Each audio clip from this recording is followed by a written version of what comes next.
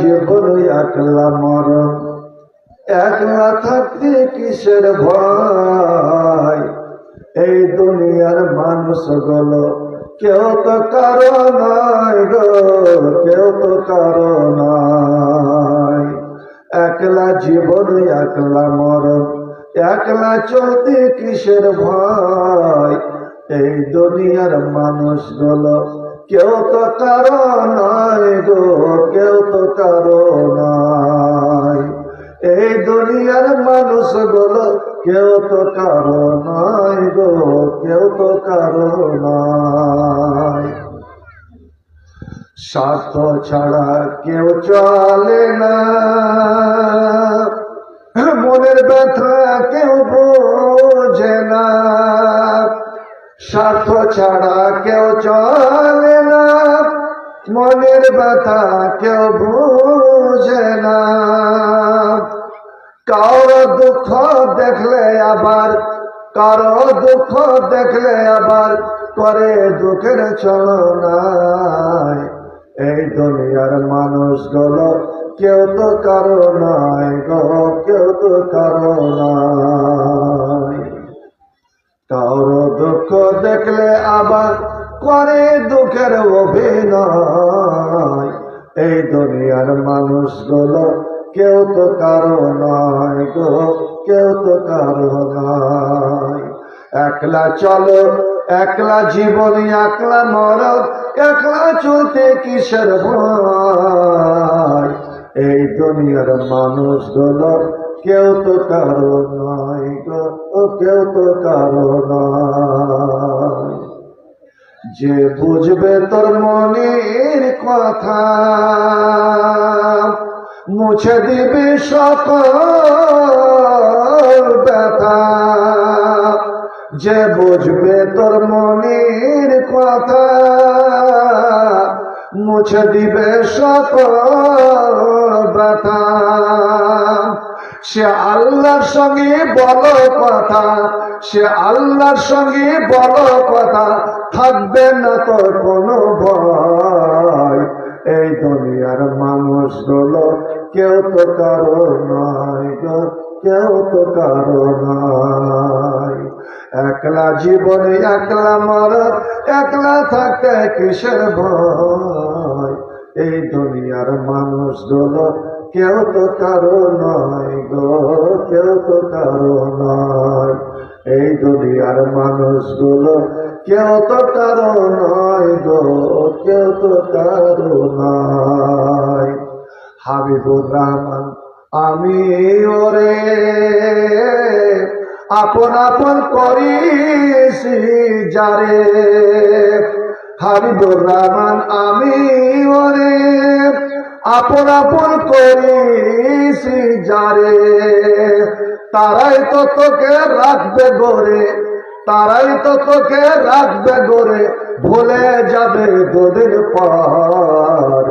এই দুনিয়ার মানুষগুলো কেউ তো কারো নয় গো, কেউ তো কারো নয়। এই দুনিয়ার মানুষগুলো কেউ তো কারো নয় গো, কেউ তো কারো নয়। একলা জীবন একলা মরণ, একলা চলতে কিসের ভয়। এই দুনিয়ার মানুষগুলো কেউ তো কারো নয় গো, কেউ তো কারো নয়। এই দুনিয়ার মানুষগুলো কেউ তো কারো নয় গো, কেউ তো কারো নয়। বয়ান অনেক রকমের বয়ান হলো, কিছু মনোরঞ্জনের কথা হলো, আনন্দের কথা হলো, হাসি মজাকেরও কথা হলো। ও পাগলা আমার খুব প্রিয় ছাত্র, এবং এই পথে আল্লাহ যাকে কাকে কোন পথে চালাবে এটা তো আল্লাহর দান, কিন্তু মানুষের একটা সাহারা লাগে। এই পথে আনাটা আমার দীর্ঘ 2 বছর ধরে মেসকাত আউয়াল মেসকাত সানি আমি ওকে পড়িয়েছিলাম। আমার যখন যে জালসায় যেতাম ওকে নিয়ে যেতাম, ট্রেনিং দিতাম। আমি একটা কথা ওকে বলেছিলাম, দেখো মানুষকে হাসাবে সব, কারণ আল্লাহর নবী তার প্রিয় সাহাবী এবং কাকাতো ভাই, ছোট্ট ছেলে, খুব স্নেহ দিয়ে মমতা দিয়ে কয়েকটা কথা বলেছেন। ইয়া বুনাইয়া বলে, এখানে আলেম ওলামারা আছেন, আরবিতে যখন ইয়া বুনাইয়া, ইয়া ইবনি আর ইয়া বুনাইয়া কথাটাই একই, কিন্তু যখন ইয়া বুনাইয়া, এ আমার বৎস, এ আমার ছেলে, ছোট্টকে আরববাসী ভাতিজা বেটা এ বলে ডাকে। যেমন আল্লাহ নবী হাসান হুসাইনকে বেটা বলে ডাকতেন। আমার ছেলে দুটো কই, আমার বেটা দুটো কই। হযরতে হাসান নবী খুতবা দিচ্ছেন, জুমার খুতবা, হযরত হাসানকে ঘাড়ে করে নিয়েছেন, বড় নাতি হাসান। ইন্না ইবনি হাজা, আমার এই বেটা। আজকাল যদি নানা লাতিকে যদি বেটা বলে দেয়, দাদু যদি পোতাকে বেটা বলে দেয়, তো বাপরে বহুরা বেটিরা ছাড়ছি করবে, মুখ লুকাবে, কি বলে দেবে। ভয় আমার নাতিকে আর পোতাকে এই যে ভাই বলে ডাকা, দে তে তে, প্রতিদিনের সঙ্গে অনেকে মজাক করে, অনেক দাদু বেহাইয়া। শুনুন, ইন্না ইবনা লিবনি ইবনুন, বেটার বেটা বেটা, বেটার ছেলে আপনার বেটা। আপনি গাছ, ছেলে হলো ডাল, আর ডালের শাখা প্রশাখা হলো পোতারা। ওরা মোহরেমাত, যতটা বেটা ততটা পোতা, যতটা বেটি ততটা নাতনি। পতিন, এদের সঙ্গে কোনো মজাক করা যাবে না, ভালো করে জেনে রাখবেন। নবী বলছেন এটা আমার ছেলে। হযরতে আব্দুল্লাহ বিন উমর, নবীর প্রিয় সাহাবী, হযরত উমরের বেটা, বড় হয়ে গিয়ে এখন বয়স অনেকটা হয়ে গিয়েছে, মক্কা গিয়েছেন হজ করতে।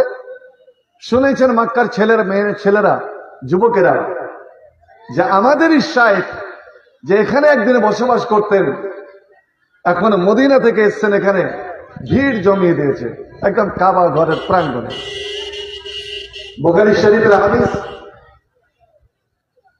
ওই সময় ইরাক, যেটা হলো ফিতনার একদম মার্কাজ, সেন্টার, যত রকমের ফিতনা এই ইরাকের মাটি থেকে, কুফার মাটি থেকে।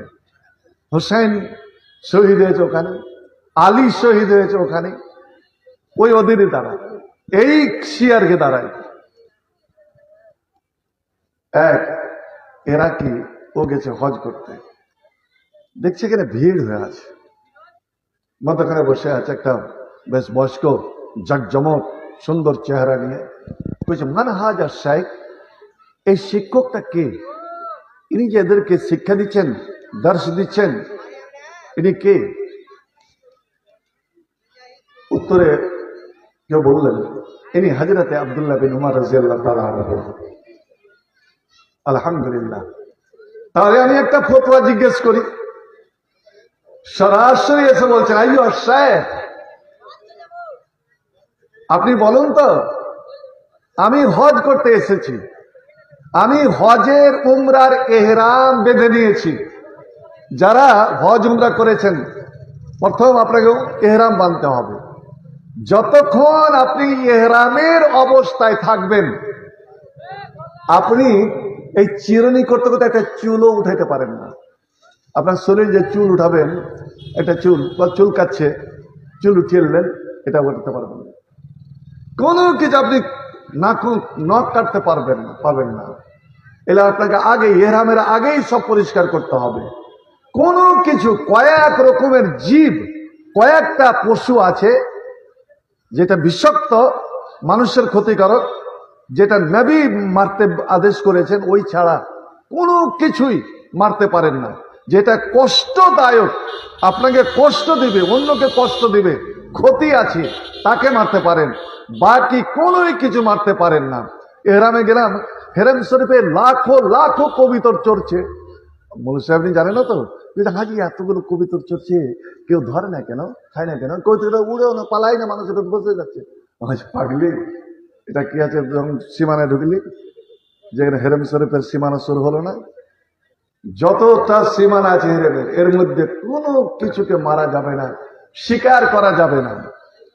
মাছি, মাছি এমন একটা বিষাক্ত ক্ষতিকারক, ছোট্টই অবশ্য, সব রোগ বহন করে এই মাছিতে। তাই নবী বলেছেন এ মাছি কতটা দুশ্মন, যে তোমরা যখন খানা নিয়ে বসবে, কত তরল খাদ্য, হালুয়া টালুয়া কোনো কিছু পয়েস টয়েস করেছেন, দেখবেন মাছি এসে কোনটা এসে পড়ে গেছে, ফট করে পড়ে গেছে। আপনি লক্ষ্য করিয়েন, মাছি কিন্তু এইভাবে পড়বে না, কাত হয়ে পড়বে, কাত হয়ে পড়বে। নবী বলছেন ওর এক পাখাতে থাকে রোগ জীবাণু, ওর একটা ডানাতে থাকে রোগ, আর অন্য ডানাতে থাকে ঔষধ। একটাই জীবের মধ্যে ও রোগও বহন করে, আবার ঔষধও বহন করে। কিন্তু কতটা মানুষের দুশ্মন, মানুষের শত্রু, যে যেই ডানাটাতে, যেই পাখাটাতে রোগ আছে ওটাকে ডুবাবে, আর ওটাকে যেটাতে ঔষধ আছে, প্রতিরোধ আছে, প্রতিকার আছে, ওটাকেও খাড়ো করে রাখবে। নবী বলছেন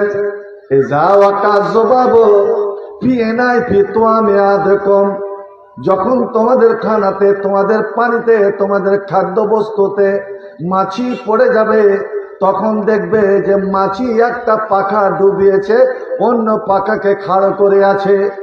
ওর একটা পাখাতে রোগ আছে, একটা পাখাতে ওষুধ আছে।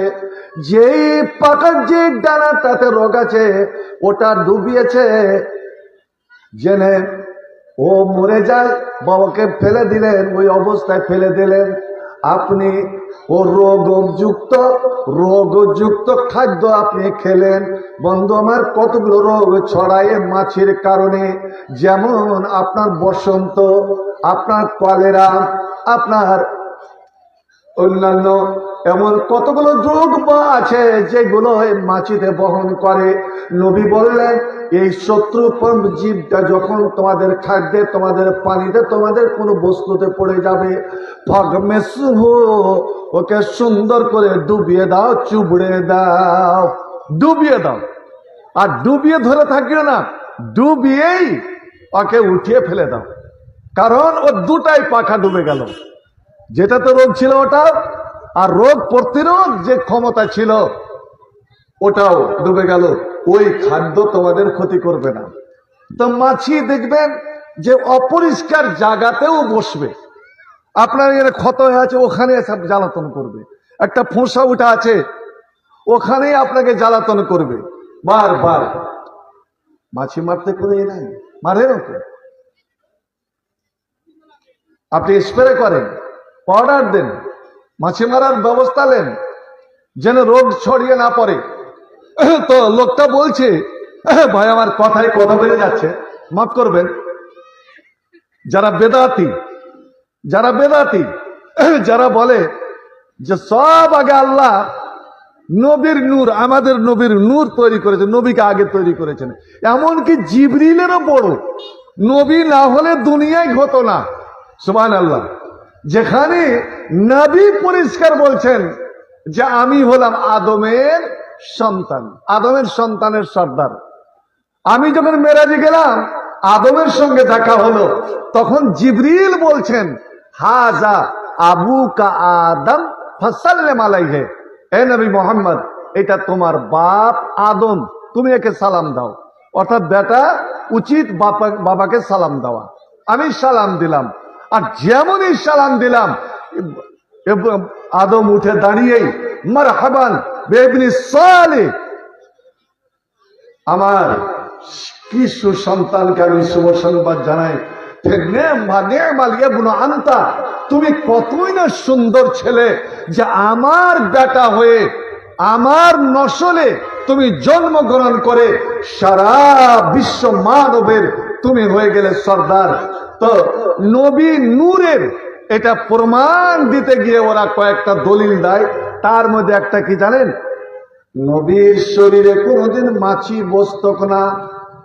কে যে দেখেছে আল্লাহ জানে। নবীর শরীরে কোনোদিন মাছি বসত না। যেমন আলো লালটন জ্বালান, ওই লালটনের কাছে কোনোদিন মাছি বসবে না, ওরে নূরে কোনোদিন মাছি বসবে না। নবী নূর যারা মাটির তৈরি, মাটির দেহ, ওদের শরীরে মাছি বসবে, নবীর শরীরে কোনোদিন মাছি বসত না। আমি বলি শোনো, এটা নয় বসেছে কি না বসেছে এটা তো হাদিসে কোথাও নাই, আমি মেনেই নিলাম নবীর শরীরে মাছি বসত না। কি কারণে? বন্ধরে আমার, নবী আমার আপনার মতন ছিলেন না।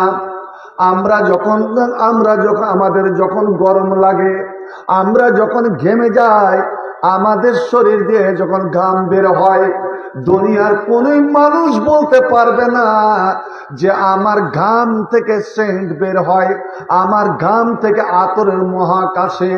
না না না, আপনি যতই সাবান শ্যাম্পু যতই কিছু ব্যবহার করেন না কেন, মানুষের এটাই ত্রুটি, এটাই কমজোরি, আমার ঘামে গন্ধ হবে, আমার শরীরে গন্ধ হবে, ওরে ছেলে হোক মেয়ে হোক।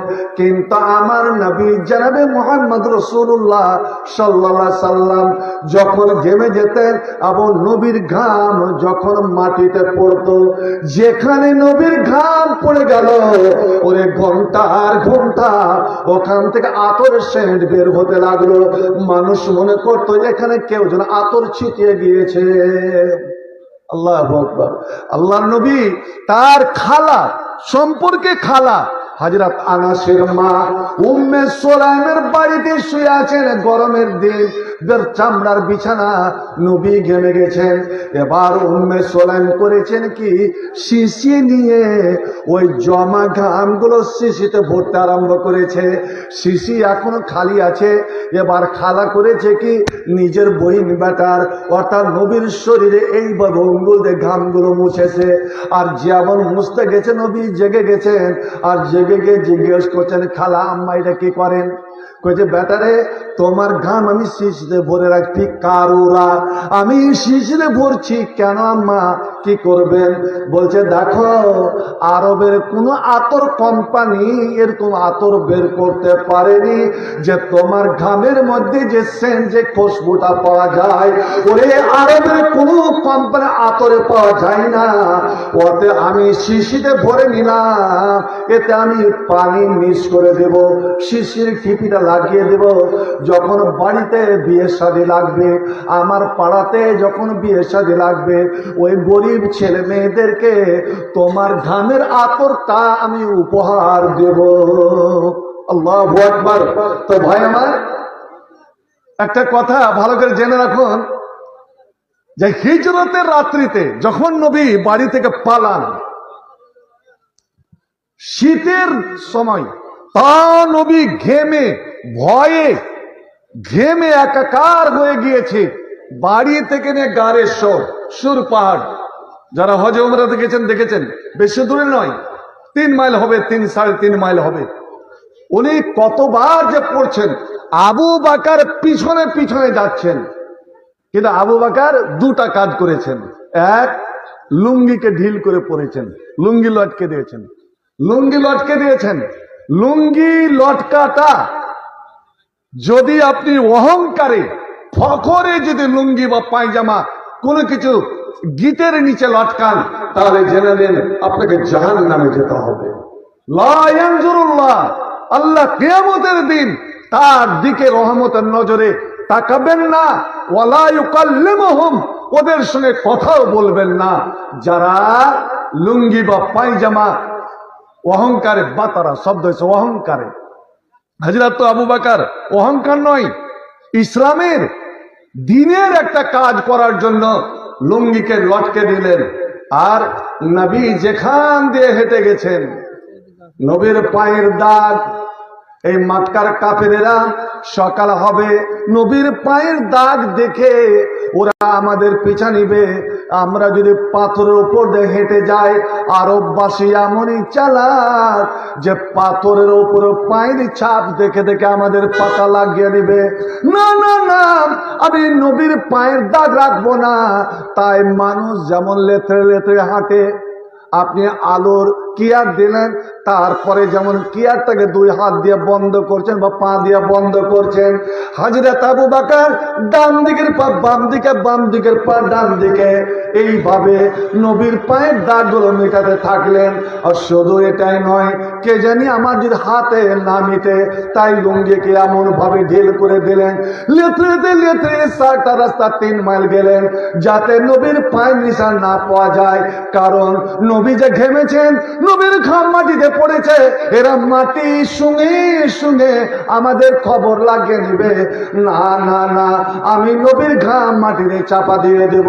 বন্ধুরে আমার, আমি বলছিলাম, ওরে পায়খানা পেশাবে আবর্জনাতে মাছি বসে, মাছি কোনোদিন আতরে বসবে না। আপনি পরীক্ষা করে দেখবেন, চামড়ার দোকানে মাছির সীমানা নাই, মিষ্টির দোকানে মাছির সীমানা নাই, মাছির কোনো জনসংখ্যার কোনো সীমা সংখ্যা নাই।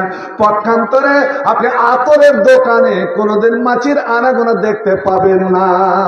ওই লোকটা জিজ্ঞেস করেন, ও আরবের শেখ, মদিনার শেখ, আপনি বলেন, আমি এহরাম বেঁধেছি, আর এহরামের হালাল এহরামের অবস্থায় মাছি যদি আমার শরীরে বসে যায়, আর আমি যদি মাছিকে মেরে দিই, তবে আমাকে কি কাফারা দিতে হবে, আমাকে কি জরিমানা দিতে হবে? ফের খাওয়া 100 টাকা রয়েছে, যারা খাওয়ার ইচ্ছুক আপনারা যে খেতে পারেন 100 টাকা দিয়ে। আমি এই জন্য আমাকে বলেছিলাম, সালাহান নানাটাকে জুতাটা, যে জুতা হাঙ্গু কিনেছিল, যে বাইরের 4টা গরু কিনিস না, মসজিদের জালসা, এই যে 20 টাকা থেকে 100 চলে এলো, এখন তো আরো যাবে না, যার কিছুক্ষণ দেরি করলে আরো 20 টাকা করে 80-তে চলে আসবে। না না না, একটা কথা আমি বলছি আপনাদের, অনেক সময় মানুষকে ধার দিয়া সাদকা করা হয়, ধার দিয়া দান করার নেকি আপনি পাবেন। মারা যাচ্ছে অনাহারে পরিবার নিয়ে, ছেলে পিলের কষ্ট না দেখতে পেরে যদি আপনার কাছে আসে, ভাই আমাকে 500 টাকা দেন তো, ভাই এতটা চাল দেন তো, আমি ছেলে মেয়ের আর কষ্ট দেখতে পারছি না, ইনশাল্লাহ সময় মতো আপনাকে আমি দিয়ে দেব। ওই সময় যদি আপনি ওকে ধার দেন, এই ধারটা আপনার সাদকাতে গণনা হবে। ধারও দিলেন, ফিরিয়ে পাবেন, কিন্তু আপনার দানের নেকি হয়ে যাবে। এই যে মসজিদের ব্যাপার, মসজিদের কাছ থেকে তো এটা ডেলিগেট করা হয়েছে। আপনি খাবেন 100 টাকা দিয়ে, 80 টাকা দিয়ে বা 9 টাকা দিয়ে, ওটা তো আপনার এই মসজিদে জমা হবে, এই ক্যাশেই জমা হবে। খেলেন, খেয়েও আপনার ওই টাকাটা দান করা হবে। অতএব আমার এটা অনুরোধ হবে যে এই জালসাকে কেন্দ্র করে যে খানাটা তৈরি হয়েছে, ওই খাদ্যটাকে অপচয় যেন না হয়, ওটা যেন নষ্ট না হয়, আপনারা খেয়ে যাবেন, আর মসজিদের যেন ক্যাশটা আপনাদের জমা হয়, এই ব্যবস্থাটা করে যাবেন, এটা আমার অনুরোধ। তো হ্যাঁ, মাছি যদি মেরে দিই, তো আমার কি জরিমানা, কি কাফারা, কি শাস্তি? মাছি তো মারতে পারেন, মশা মারতে পারেন, কহেন তো। হযরতে আব্দুল্লাহ বিন উমর জিজ্ঞেস করছেন, তুমি কোথাকার? মিন আইনা আনতা, তুমি কোথা থেকে এসেছো, কোথাকার লোক? বলছে আমি ইরাকের। ইরাকের কোন শহর? বলছে কুফা। ওহ, এবার শোনেন, যেটা আমি দলিল দিয়েছিলাম, হযরতে আব্দুল্লাহ বিন উমর বলছেন, ও জনগণ, ও সর্বসাধারণ, ওরে আমার বসে তাকাম, আমার ভাইরা বন্ধুরা, তোমরা কান খুলে শুনে নাও। এই লোকেরা, এই ইরাকের লোকেরাই, এ যেখানকার এরই বংশধর, এরই আত্মীয় স্বজন, কাতালু ইবনাই রাসূলিল্লাহ সাল্লাল্লাহু আলাইহি সাল্লাম, এরা নবীর 2 বেটাকে হত্যা করেছে, নবীর 2 কলেজার টুকরোকে হত্যা করেছে, খুন করেছে। নবীর 2 বেটাকে, হালাকে নবীর তো বেটা ছিল না, নবীর বেটা প্রথম বেটা কাসেম অল্প দিনের মধ্যে মারা গেলেন। দ্বিতীয় বেটা আব্দুল্লাহ ও বয়স পেল না, দুধের খেতে খেতে মারা গেলেন। তৃতীয় বেটা মদিনাতে যাওয়ার পরে আর একটা বেটা হলো মারিয়া কিপ্তিয়ার পেট থেকে, যার নাম হলো ইব্রাহিম। 18 মাস বয়স তখন তিনি মারা গেলেন। নবী তো বেটা ছিল না, কাকে বেটা বললেন? এরা কাতালু ইবনে রাসূলুল্লাহ, নবীর দুই বেটাকে এরা হত্যা করেছে।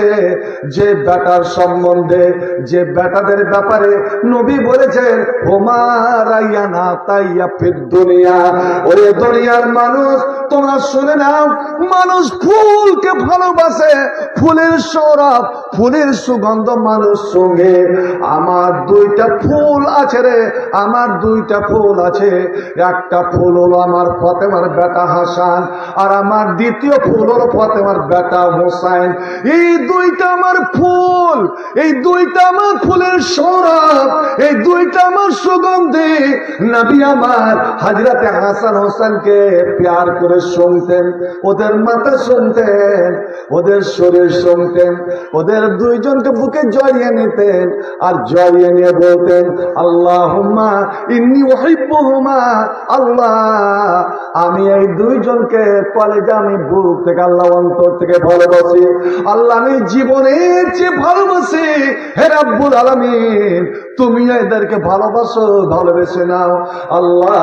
এবং যারা দুনিয়ার যারা যারা আমার এই দুই নাতি হাসান হোসেনকে আল্লাহ ভালোবাসবে, আল্লাহ হাসান হোসেনকে যারা ভালোবাসবে আল্লাহ তুমিও তাদের ভালোবেসে নাও, তাদেরকে তুমি আপন করে নাও। আল্লাহু আকবার। যাদের সম্বন্ধে নবী বলেছেন এরা আমার ফুল, ওই ফুলকে ভাঙতে এরা দ্বিধা করেনি, ফুলকে মুচড়াতে তারা একবার দ্বিধা করেনি, তাদের হাত কাঁপেনি।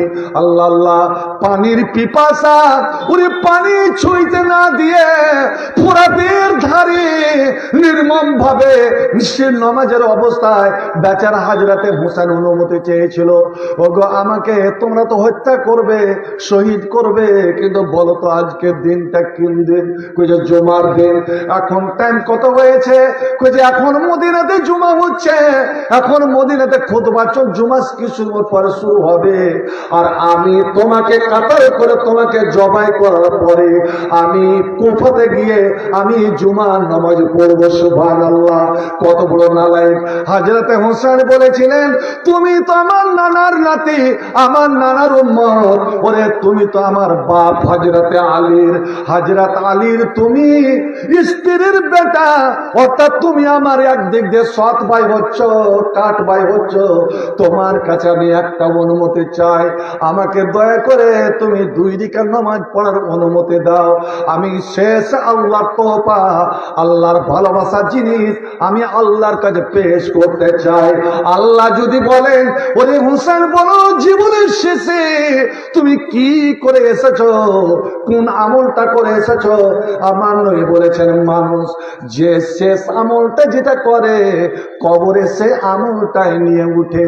আজ আপনার জীবনের শেষ আমল যেটা হবে ওটাই আপনার কবরে উঠার সঙ্গে হবে। এই জন্য তো নবী বলে দিলেন ওরে নীল কাল না মরণ কাল, আমরা বলে থাকি নীল কাল না মরণ কাল। আমার নবী বললেন ওরে নিউ সাদলি চকের মানুষ শুনে নাও, আর নাম এখন মত দিদিটা হচ্ছে মরণের ভাই। তুমি যে রাত্রে শুইলে, বিছানায় শুইলে, ঘুমিয়ে গেলে, এই ঘুম পর ঘুম তুমি সকালে উঠবে কি উঠবে না, তুমি আর জাগবে কি জাগবে না। কারণ মানুষ যখন ঘুমায় আল্লাহ রূহটাকে, আল্লাহ জানটাকে এভাবে মুঠে নিয়ে নেয়, কন্ট্রোল করে নেয়। কিন্তু আল্লাহ দয়া যতদিন তোমাকে জীবন দিয়েছে আবার ঠিক সময়ে তোমার ওপরে তোমার ভিতরে জীবনটা ফিরিয়ে দেয়। এই জন্য যখন তুমি সকালে উঠবে তখন আল্লাহ শুকরিয়া আদায় করবে। কি বলে ভাই বলেন তো? আপনি যখন নিম থেকে উঠবেন জাগবেন তখন আল্লাহর কি শুকরিয়া আদায় করবেন? কি বলে বলেন তো? একজন বলেন। যখন ঘুম থেকে উঠবেন তা কিভাবে শুকরিয়া আদায় করবেন? আল্লাহ তো আপনার জানটাকে কবজ করে নিয়েছিল, উনি যে ফিরিয়ে দিলেন, আপনি যে আবার সকালের মুখটা দেখলেন, যেখানে ওই আব্দুল্লাহ বিন উমর বলতেন এজা আমসাইতা ফালা তানতাজিরিস সাবা, এ মুসলমান তুমি যদি সন্ধ্যা পাও, এই যে এখন বসে আছেন আমরা দান করব পরে করব, কিন্তু এই যে এখন বসে আছেন সকাল পাবেন তো, এটা তো নিশ্চিত সবাই। ওয়াইজা আসবাতা ফালা তানতাজিরিল মাসা, আর যখন সকাল পাবে তুমি অপেক্ষা করিও না যে আমি সন্ধ্যা পর্যন্ত বেঁচে থাকবো, যখনকার আমল তখনই করে নাও। এই জন্যই নবী বললেন যখন তুমি বিছানায় শুইতে যাবে ফাতাওয়াজ্জা, তখন উযু করে নাও। আর উযু যেমন উযু আকালি সালাত, যেমন নামাজের তুমি উযু করো। কয়জন আমল করেছি বলেন তো? কোনদিন উযু করে ঘুমিয়েছেন? 7 প্রকারের মানুষ আছে, 7 রকমের মানুষ আছে যাদের জন্য আল্লাহর ফেরেশতারা দোয়া করেন। আর এটা জেনে রাখেন, আমি হাবিবুর রহমান, আমার দোয়া কবুল হবে কি হবে না তার কোনো গ্যারান্টি নাই। আমার সভাপতি মহাশয়দের দোয়া কবুল হবে কি হবে না তার কোনো গ্যারান্টি নাই। কিন্তু নবী আমার বলেছেন ওরে কাউরি জন্য যদি ফেরেশতারা আমিন বলে দেয়, শুধু আমিন, ওর সমস্ত গুনাহ মাফ। আপনি বলেন ওয়ালা জাল্লিন, আর এর পিছনে সবাই বলল আমিন, ফেরেশতারা বলল আমিন। নবী আমার বললেন ফেরেশতার আমিন আর তোমার আমিন যদি একসঙ্গে মিলে যায় তো তোমার আগেকার সব গুনাহ মাফ হয়ে গেল। সুবহানাল্লাহ। শুধু তাই নয়, ইমাম সামি আল্লাহ, আপনি বলে রব্বানা লাকাল হামদ, ফেরেশতারা বলে রব্বানা লাকাল হামদ। আপনার কথা আর ফেরেশতার কথা মান ওয়াফাকা কাউলাল মালায়েকা, ফেরেশতার কথার সঙ্গে সুরের সঙ্গে আপনার সুর যদি মিলে যায় তো গোফিরাল্লাহু মা তাকাদ্দামা মিন যামবিকা, আপনার আগেকার গুনাহ মাফ। আপনার এই সাদলি চকের কেউ মারা গেছে, লোকটা কিন্তু সুবিধার নয়, ভালো মানুষ নয়, সবার কাছে দুর্নাম বদনাম আছে, এরকম লোক যদি মারা যায় নবী বললেন খবরদার জীবনে যা করেছে রে, মরণের পরে মরে যাওয়ার পরে কাউরি তোমরা বদনাম করিও না, গাল দিও না। কেন? ওয়াকাত আফজাউ মা আমিলু, ও যা আমল করে, চুরি করেছে, ডাকাতি করেছে, রাহাজানি করেছে, চিন্তা করেছে, লম্পটগিরি করেছে, সব চলে গেল, ওর ফল আল্লাহর কাছে ভুগবে। খামাকা গাল দিয়ে ওর বদনাম করে ওর ছেলে মেয়েকে কেন তোমরা দুঃখ দিবে? খবরদার বদনাম করিও না। দেখতে যদি যাবে খুব শিয়ানাগিরি করতে হবে, আজ মোর এখানে গেল, আজ তোর এখানে আছে, এগুলো বলিয়েন না। কারণ ওখানে নবী বলছেন ফাকুলু লাহু খাইরা, ওর জন্য ভালো করে শুনে রাখুন। আমি আমার মা বোনকে বলি প্রায় যে মরার খবর মাইকে, আপনাদেরকে মাইকে এখন দিচ্ছে কি দিনা, অনেক যাতে বন্ধ হয়ে গেছে, আমি এর ঘোর বিরোধী। যে মাইকে চিল্লা মরার খবর দেয়, তো মেয়ে ছেলে খবর কোথা থেকে পায়? এ মরার খবর ওই মাথাতে মরেছে তো ওইদিকে তো ছুটে চলে আসে, ছুটে কে মরেছে তো আমি একটা জিজ্ঞেস করি কে মরেছে, কেন তুমি জানো না? তুমি এখানে মাদ্রাসা তোমার পার্শ্বে যে মরেছে হাজি আব্দুল সুমান যে মরেছে তা, আর ওখানে মোটামুটি 1-1.5 মাইল দূর থেকে দলের দল ফাঁসার বেঁধে দৌড়ে চলে আসছে। কে হলো হাজি আব্দুল সুমান? কে পেরে হবে? আমি চাচা লয়, খালু লয়, ফুফা লয়, কিচ্ছু কে তো গ্রামের একজন বয়স্ক মানুষ। ভাই আমার মা বোন শোনো, একটা অজানা, অচিনা, অপরিচিত পুরুষ যেমন তোমার জন্য জীবিত থাকাকালীন হারাম, মরে গেলেও তাকে দেখা ছোঁয়া তোমার জন্য হারাম। ওরকম মেয়েদের ক্ষেত্রেও অজানা পরিচিত একটা মেয়েকে যখন যেমন দেখা হারাম, আপনার মরে গেলে, আপনি শালি মারা গেছে, আপনি গিয়ে ওর মুখের কাপড় দেখবেন যে জীবনের মোতাবেক দেখেলি হারাম, সম্পূর্ণ হারাম। বিহান মারা গেছে, আর বিহাই যা একবার দেখতে দাও জি বিহান কত খাওয়ালছে দাওয়ালছে, জীবনের মোতাবেক দেখেলি হারাম তোমার জন্য। বন্ধু আমার বলছিলাম, নবী আমার বলেছেন ভালো মন্দ ওখানে ফেরেশতারা আছে রে, ফেরেশতারা আছে। এবং ফেরেশতারা শুনে যে আল্লাহর বান্দারা, গ্রামবাসীরা, পাড়া প্রতিবেশীরা এই লোকটার ব্যাপারে কি বলছে। নবী আমার বলছেন, মানুষ যত দুষ্ট হোক না কেন, মানুষের মধ্যে কতগুলো ভালো গুণও আছে, ভালো গুণও আছে। ও লোকটা নমাজের অত ধার ধার না, কিন্তু বেশ সুখী, দানি লোক, পরোপকারী লোক, গরিব দুঃখীদের প্রতি অত্যন্ত দয়াময়, এরকম লোক আছে। আর কতগুলো লোক খুব আল্লাহওয়ালা, কিন্তু সালা এত কৃপণ, এত কঞ্জুস, গরিব দুঃখীর উপরে ওর দয়া ময়াই নাই। তো যদি ওর মধ্যে ভালো গুণ থাকে, ওই ভালো গুণটা তোমরা বলো, ফাকুল খাইরা, ওর জন্য ভালো কথাটা বলো। কেন? ফেরেশতারা কান উড়ায় যে এতগুলো মানুষ দেখতে এসেছে, এই মৃত ব্যক্তি যে খাটে শুয়ে আছে, এর জন্য এরা কি বলছে, ভালো বলছে না মন্দ বলছে। যখন আল্লাহর বান্দারা, এই মুমিন মুসলমানেরা ওর দোষ ঘাট সবকে ঢেকে নিয়ে ওর ভালো গুণগুলো বলে, তখন আল্লাহর ফেরেশতারা বলে, ফাইনাল মালাইকাতা তুআমিনুনা আলা মা তাকুলুন। ওরে গ্রামবাসী, তোমরা যে ভালো কথাগুলো বললে, ফেরেশতারা সঙ্গে সঙ্গে বলে, আল্লাহুম্মা আমিন, আল্লাহ তুমি কবুল করে নাও। আমরা ভেবেছিলাম এই লোকটা বড় শিয়ানা, আমরা ভেবেছি এই লোকটা বড় মাস্তান, কিন্তু এতগুলো মানুষ, গ্রামবাসী, পাড়া প্রতিবেশী সবাই বলছে ভালো, আল্লাহ তুই ভালো বলে কবুল করে নাও। আমার আল্লাহ তখন বলে, ওরে আমার ফেরেশতারা, তোমরা বললে ভালো এবং আমার বান্দারা বলছে ভালো, আমি কিন্তু জানি এই লোকটা কি পাপ করেছে, কেমন লোক।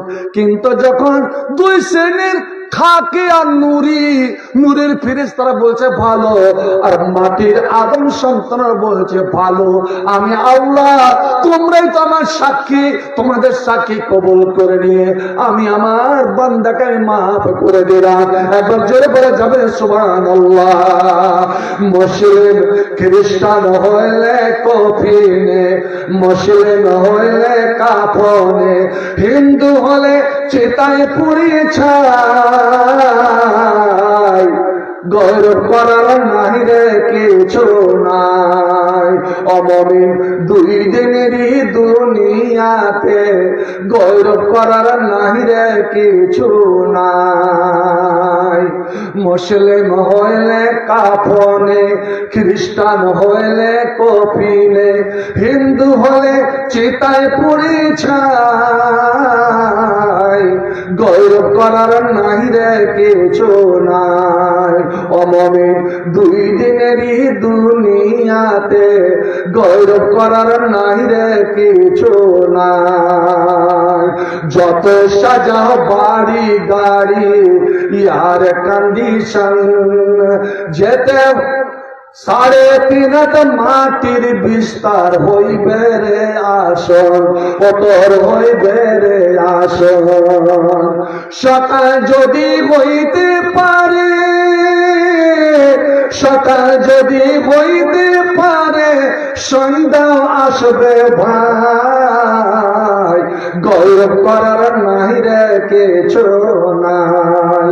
অমমিন দুই দিনেরই দুনিয়াতে, গৌরব করার নাই রে কিছু নাই। সময় তো আর নাই রে বেশি, দমের খেলা শেষ, যেতে হবে ওই ঠিকানায়, যেথায় তোমার দেশ অমন, যেথায় আপন দেশ। মানুষ তোমার থাকতে সময় হিসাব করো তাই, গৌরব করার নাই রে কিছু নাই। অমানুষ দুই দিনেরই দুনিয়াতে, গৌরব করার নাই রে কিছু নাই। নবী আমার বললেন, যখন বিছানায় শুইতে যাবে, ও ছেলেরা মেয়েরা, উজু করে নাও, যেভাবে নামাজের জন্য উজু করা হয়। এবার বিছানায় বসে তুমি এই দোয়াটা পড়ে শুয়ে যাও ডান কটে, আল্লাহুম্মা আসলামতু ওয়াজহি ইলাইক ওয়া ফাওয়াজতু আমরি ইলাইক ওয়ালজাতু যারি ইলাইক রাব্বাতাও ওয়া রাবাতা ইলাইক লা মালজা ওয়া লা মানজা মিনকা ইল্লা ইলাইক আল্লাহুম্মা আমানতু বিকিতাবিকাল্লাযী আনজালতা ওয়া বিনাবিয়িকাল্লাযী আরসালতা। বলে আপনি ঘুমিয়ে গেলেন, ঘুমিয়ে গেলেন। এবার দুইটা আপনার জন্য অফার। আল্লাহ রাব্বুল আলামিন দুইজন ফেরেশতাকে ডাকেন আর ডেকে বলেন, যারে যা ও পাক হালাতে পাক অবস্থায় বিছানায় ঘুমিয়েছে, উজু করে ঘুমিয়েছে, ওতে তোরা যা, একজন তার বিছানার ডান দিকে বসবি, একজন বাম দিকে বসবি। আমার বান্দা, আমার প্রিয় বান্দা ঘুমিয়ে গেছে। ওরে যতবার সে পথ ঘুরবে রে, ডানে ঘুরবে বামে ঘুরবে, আমি আপনি কেউ জানে ঘুমের অবস্থায় কতবার পথ ঘুরবে। এটা আল্লাহর নিয়ামত। মানুষের যেই দিন কট ঘোরা বন্ধ হয়ে যাবে, আপনার জীবনের শেষ। যেমন প্যারালাইসিসের রোগী কট ঘুরতে পারে কি? ওকে যদি চালাকি করে আপনারা নিজে ঘোরাঘুরি না করেন, তাহলে বেদশুল হয়ে যাবে। ভাই, ওই কোরআনে যে 7টা লোককে আল্লাহ ঘুমিয়ে দিয়েছিলেন, আসহাবে কাহাফ, পাহাড়ের গর্তে 309 বছর, 309 বছর এরা আল্লাহর প্রেমের পাগল, আল্লাহর ধ্যানে মগ্ন হয়ে আল্লাহ দিনের জন্য জুলুমের বিরোধিতা করে তারা গিয়ে আশ্রয় নিয়েছিল। আল্লাহ ঘুম পাড়িয়ে দিয়েছিলেন, কিন্তু ফেরেশতা নিযুক্ত করে দিয়েছিলেন কি, যে খবরদার ওরাকে ডানে বামে ঘোরাতে থাকবো না, কাল্লেবুম জাতাল ইয়ামিন ওয়া জাতাশ শিমাল। এই কট ঘোরাটা এটা আল্লাহর নিয়ামত। কতবার যে রাত্রে কট ঘুরি কেউ বলতে পারবে না। মোটামুটি একটা ঘুমে, এক রাতের ঘুমে যদি আপনার শরীর স্বাস্থ্য ঠিক থাকে, তো জেনে রাখুন মিনিমাম 40 থেকে 50 বার কট ঘুরবে। এবার আল্লাহ বলে দেন, এর ডান দিকের ফেরেশতা যখন ডান কটে ঘুরবে, তখন তুমি একটা দোয়া করবে। কি দোয়া? আল্লাহুম্মা গফির লাহু ওয়ারহামহু, আল্লাহ তুমি একে ক্ষমা করে মাফ করে দাও এবং এরপর তো রহম করো। যদি আল্লাহ আমাকে আপনাকে মাফ করে দেন আর রহম করেন, আল্লাহর রহম ছাড়া কারই কোনো গতি নাই। নবী নিজে বলছেন কারই গতি নাই। একজন সাহাবী এসে বলছেন, ভালো করে শুনেন, নামাজীতে বলেন, কিন্তু একজন সাহাবী এসে বলছে, ইয়া রাসূলুল্লাহ, আমি যদি আল্লাহর কাছে কিছু চাইতে চাই, আমি আল্লাহর কাছে কিছু চাইবো দুনিয়া এবং আখিরাতের, দুনিয়ারও যেন ভালো হয় আর কবরের ভালো, আখিরাতের জন্য ভালো হয়। আমি দুই জীবনেরই আমি আল্লাহর কাছে দামি দামি জিনিস চাইতে চাই। কিভাবে চাইবো, কেমন করে চাইবো? আপনারা কোনোদিন আলেম ওলামাকে জিজ্ঞেস করলেন না? বক্তৃতায় হাসি মজায় কথা বলে বড় আনন্দ। বন্ধুরে আমার, শুনে রাখুন, সিজদার অবস্থাতে নামাজ মানুষের দোয়া কবুল হয়। আমরা সিজদা করতে জানলাম না, আল্লাহকে চাইতে জানলাম না। যে সিজদাতে গিয়ে আল্লাহর কাছে চাহা যাবে কি যাবে না, এই একটা প্রশ্ন। যা আমি আরবি জানি না, আমি আরবিতে চাইতে পারবো না। আমি উর্দু জানি না, আমি উর্দুতে চাইতে পারবো না।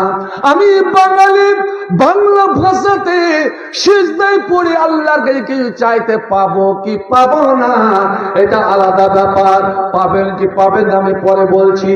নবী আমার বলেন, উনি যখন তুমি বলছো ইয়া রাসূলুল্লাহ, আমি আল্লাহর কাছে কিছু চাইতে পারি কিনা, কিভাবে চাইবো, দুনিয়ার জিনিস আখিরাতের জিনিস কিভাবে চাইবো, দয়া করে বলে দেন। আপনারা আমার সঙ্গে পড়বেন। আল্লাহ নেই বললেন, কুল, বলো যে দোয়াটা আমরা দুই সিজদার মধ্যে পড়ি, দুই সিজদার মধ্যে কি দোয়া পড়ি যে একজন বলেন তো? দুই সিজদার মধ্যে, এক সিজদা করে যখন উঠলেন আর দ্বিতীয় সিজদা করবেন, আবার হানাফি ভাইরা কিন্তু দোয়াটা থেকে মাহরুম, বঞ্চিত। আল্লাহুম পড়েন, আল্লাহুম্মা গফিরলি ওয়ারহামনি ওয়াহদিনি ওয়াআফিনি ওয়ারযুকনি ওয়াজবুরনি ওয়ারফানি। কি চাইলেন আল্লাহর কাছে? আল্লাহুম্মা গফিরলি, আল্লাহ তুমি আমাকে মাফ করে দাও, আমাকে ক্ষমা করে দাও। আমি জেনে না জেনে আল্লাহ ছোট বড় কত যে গুনাহ করেছি আমি জানি না, তুমি তা জানো। আল্লাহ আমার সমস্ত গুনাহগুলোকে ছোট বড় জানা অজানা সমস্ত আল্লাহ মাফ করে দাও। ওরে তোমার যদি ক্ষমা হয়ে যায় আর কি চাওয়ার আছে রে? আল্লাহ তুমি মাফ করে দাও। শুধু মাফ করলে হবে না, রব্বুল আলামিন ওয়ারহামনি যতদিন আমি জীবনে বাঁচবো আল্লাহ তুমি রহম করো। আমি যেই দিন মরতে পড়বো আল্লাহ মরণের সময় তুমি আমার রহম করিও। শয়তান যেন আমার ঈমান না নিতে পারে। আল্লাহ কবরে আখিরাতে তুমি রহম করিও। তোমার রহম বিনে কেউ পুলসেরা পার হতে পারবে না, কেউ জান্নাত যেতে পারবে না। ওয়ারহামনি, আল্লাহ তুমি রহম করো। তারপরে কি বলছেন? ওয়া আহাদেনি, আল্লাহ তুমি আমাকে এমন পথ দেখাও। আল্লাহ রাজনীতির কোনো পথ নয়, কংগ্রেসের পথ নয়, তৃণমূলের পথ নয়, বিজেপির পথ নয়, আল্লাহ গুমরাহির পথ নয়। এমন রাস্তা দেখাও, এমন সিধা রাস্তা দেখাও যে রাস্তা আমাকে সরাসরি জান্নাতে নিয়ে চলে যাবে। আল্লাহ তোমার ঈমানের পথে, ইসলামের পথে তুমি আমাকে পথিক বানিয়ে দাও। রব্বুল আলামিন, হেদায়েতের মালিক তুমি, এই রাস্তার মালিক তুমি। কারণ মানুষ যতই আমল করুক না কেন, ওরে আমল করে নেকির পাহাড় জমা রেখেও তাকে জাহান্নামে যেতে হবে। আল্লাহ তুমি আমাকে আজীবন তোমার সিরাতে মুস্তাকিম উপরে তুমি কায়েম রাখো, আমি যেন সরাসরি তোমার জান্নাতে যেতে পারি। ওয়াফিনি, আল্লাহ তুমি রোগ বালা থেকে, বালা মুসিবত থেকে আমার শরীর স্বাস্থ্যকে তুমি ভালো করে রাখো। আল্লাহ রোগ মুক্ত করে রাখো। হে রাব্বুল আলামিন, কোন হঠাৎ যেন কোন রোগ বালা আমাকে আক্রান্ত না করে দিতে পারে। মুসলমান রে, আপনি সকাল সন্ধ্যার নামাজের পরে একটা দোয়া কি পড়তে পারবেন? আমি বলে যাচ্ছি, যদি মুখস্থ না হয় আলেম ওলামা আছেন, পড়ে দেবে। লজ্জা করিয়েন না, শরম করিয়েন না। ফজরের নামাজ পড়ে 3 বার আর মাগরিবের নামাজ পড়ে 3 বার আপনি ইয়াকিন করে পড়বেন, ইনশাআল্লাহ ওরকম মারাত্মক অসুখ বিসুখের হাত থেকে, ওরে মহামারীর হাত থেকে, করোনার হাত থেকে আল্লাহ আপনার অবশ্যই অবশ্যই আল্লাহ নিরাপদে রাখবেন। একবার আমার সঙ্গে পড়েন তো, আল্লাহুম্মা আফিনি ফি বাদানি, আল্লাহ তুমি আমার শরীর স্বাস্থ্যকে ভালো রাখো। আল্লাহুম্মা আফিনি ফি বাসারি, আল্লাহ তুমি আমার দৃষ্টি শক্তি চোখকে আল্লাহ তুমি ভালো রাখো। আমি বুড়ো হয়ে গেল আল্লাহ আমাকে তুমি অন্ধ বানিয়ে দিও না, আমি যেন তোমার দুনিয়া তোমার নিয়ামতটা যেন দেখতে পাই। আল্লাহ তুমি আমার শরীর ভালো রাখো, তুমি আমার চোখকে ভালো রাখো। ওয়াফিনি বাসামি, আল্লাহ তুই আমার কানকে ভালো রাখো, আমার শোনার শক্তিটা আল্লাহ অক্ষুণ্ণ রাখো, আমাকে বইরা বানিয়ে দিও না। লা ইলাহা ইল্লা আনতা, একবার বাবার পড়েন তো, পড়েন আমার সঙ্গে পড়েন। আল্লাহুম্মা আফিনি ফি বাদানি, আল্লাহুম্মা আফিনি ফি সামঈ, আল্লাহুম্মা আফিনি ফি বাসারি, লা ইলাহা ইল্লা আনতা। এবার আপনি নামাজের মধ্যে দোয়া করছেন, ওয়াফিনি, আল্লাহ তুমি হেদায়েত দাও। ওয়াফিনি, আমার শরীর স্বাস্থ্যকে আল্লাহ নিরাপদে রাখো, আমার শরীর স্বাস্থ্যকে আল্লাহ তুমি ঠিক করে রাখো। ওয়ারযুকনি, আল্লাহ রিজিকের মালিক তুমি, খাদ্যের মালিক তুমি, টাকা পয়সার মালিক তুমি।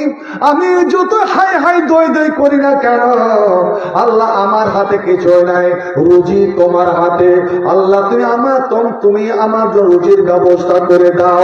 আল্লাহ কি বলছে শোনো, ওরে সাগলি চকের মানুষেরা, তোরা মসজিদে জালসা করেছিস, তুই যদি রুজি আমার কাছে নিবি, কোনদিন যেন তোর বাড়িতে অভাব না হয়, কোনদিন যেন অনাকর না হয়, কোনদিন কাউকে যেন অনাহারে না থাকতে হয়।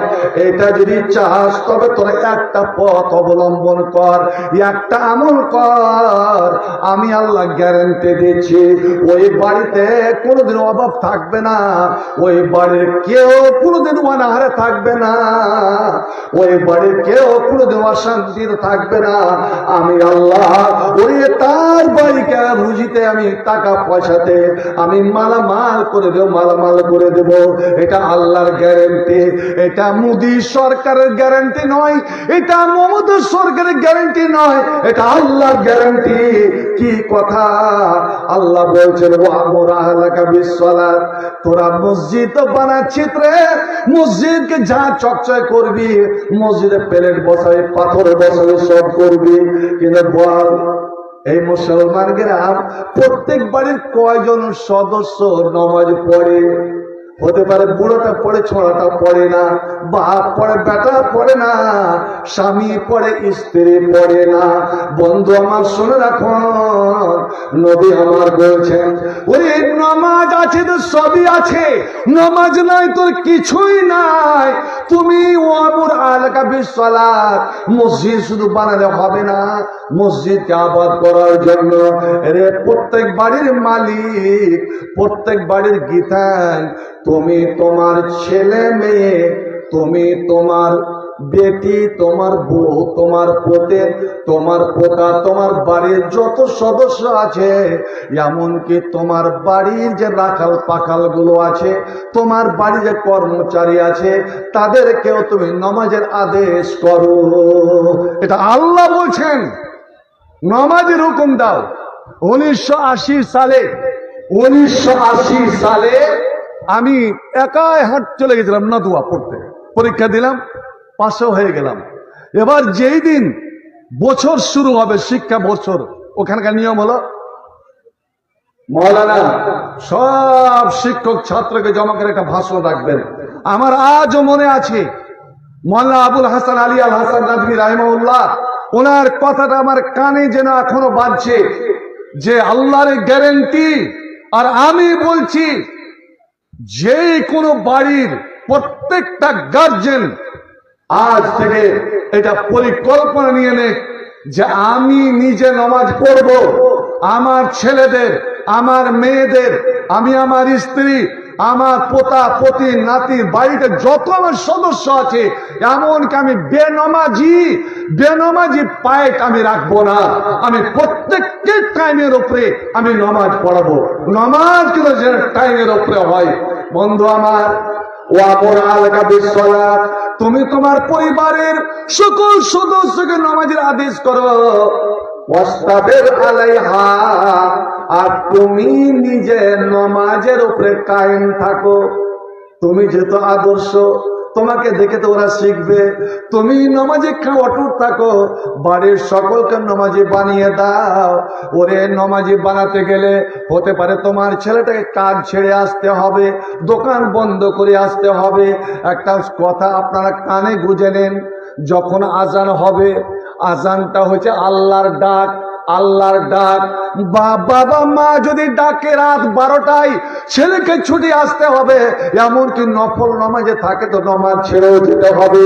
বন্ধু আমার, স্বামী যদি নিজের স্ত্রীকে ডাকে, স্ত্রী যদি নফল নামাজে, তাহাজ্জুদের নামাজে, আপনার তারাবির নামাজে দাঁড়িয়ে থাকে, নামাজ ছেড়ে স্বামীর কাছে যেতে হবে। এটা যদি হয়, আজান হচ্ছে আল্লাহর ডাক।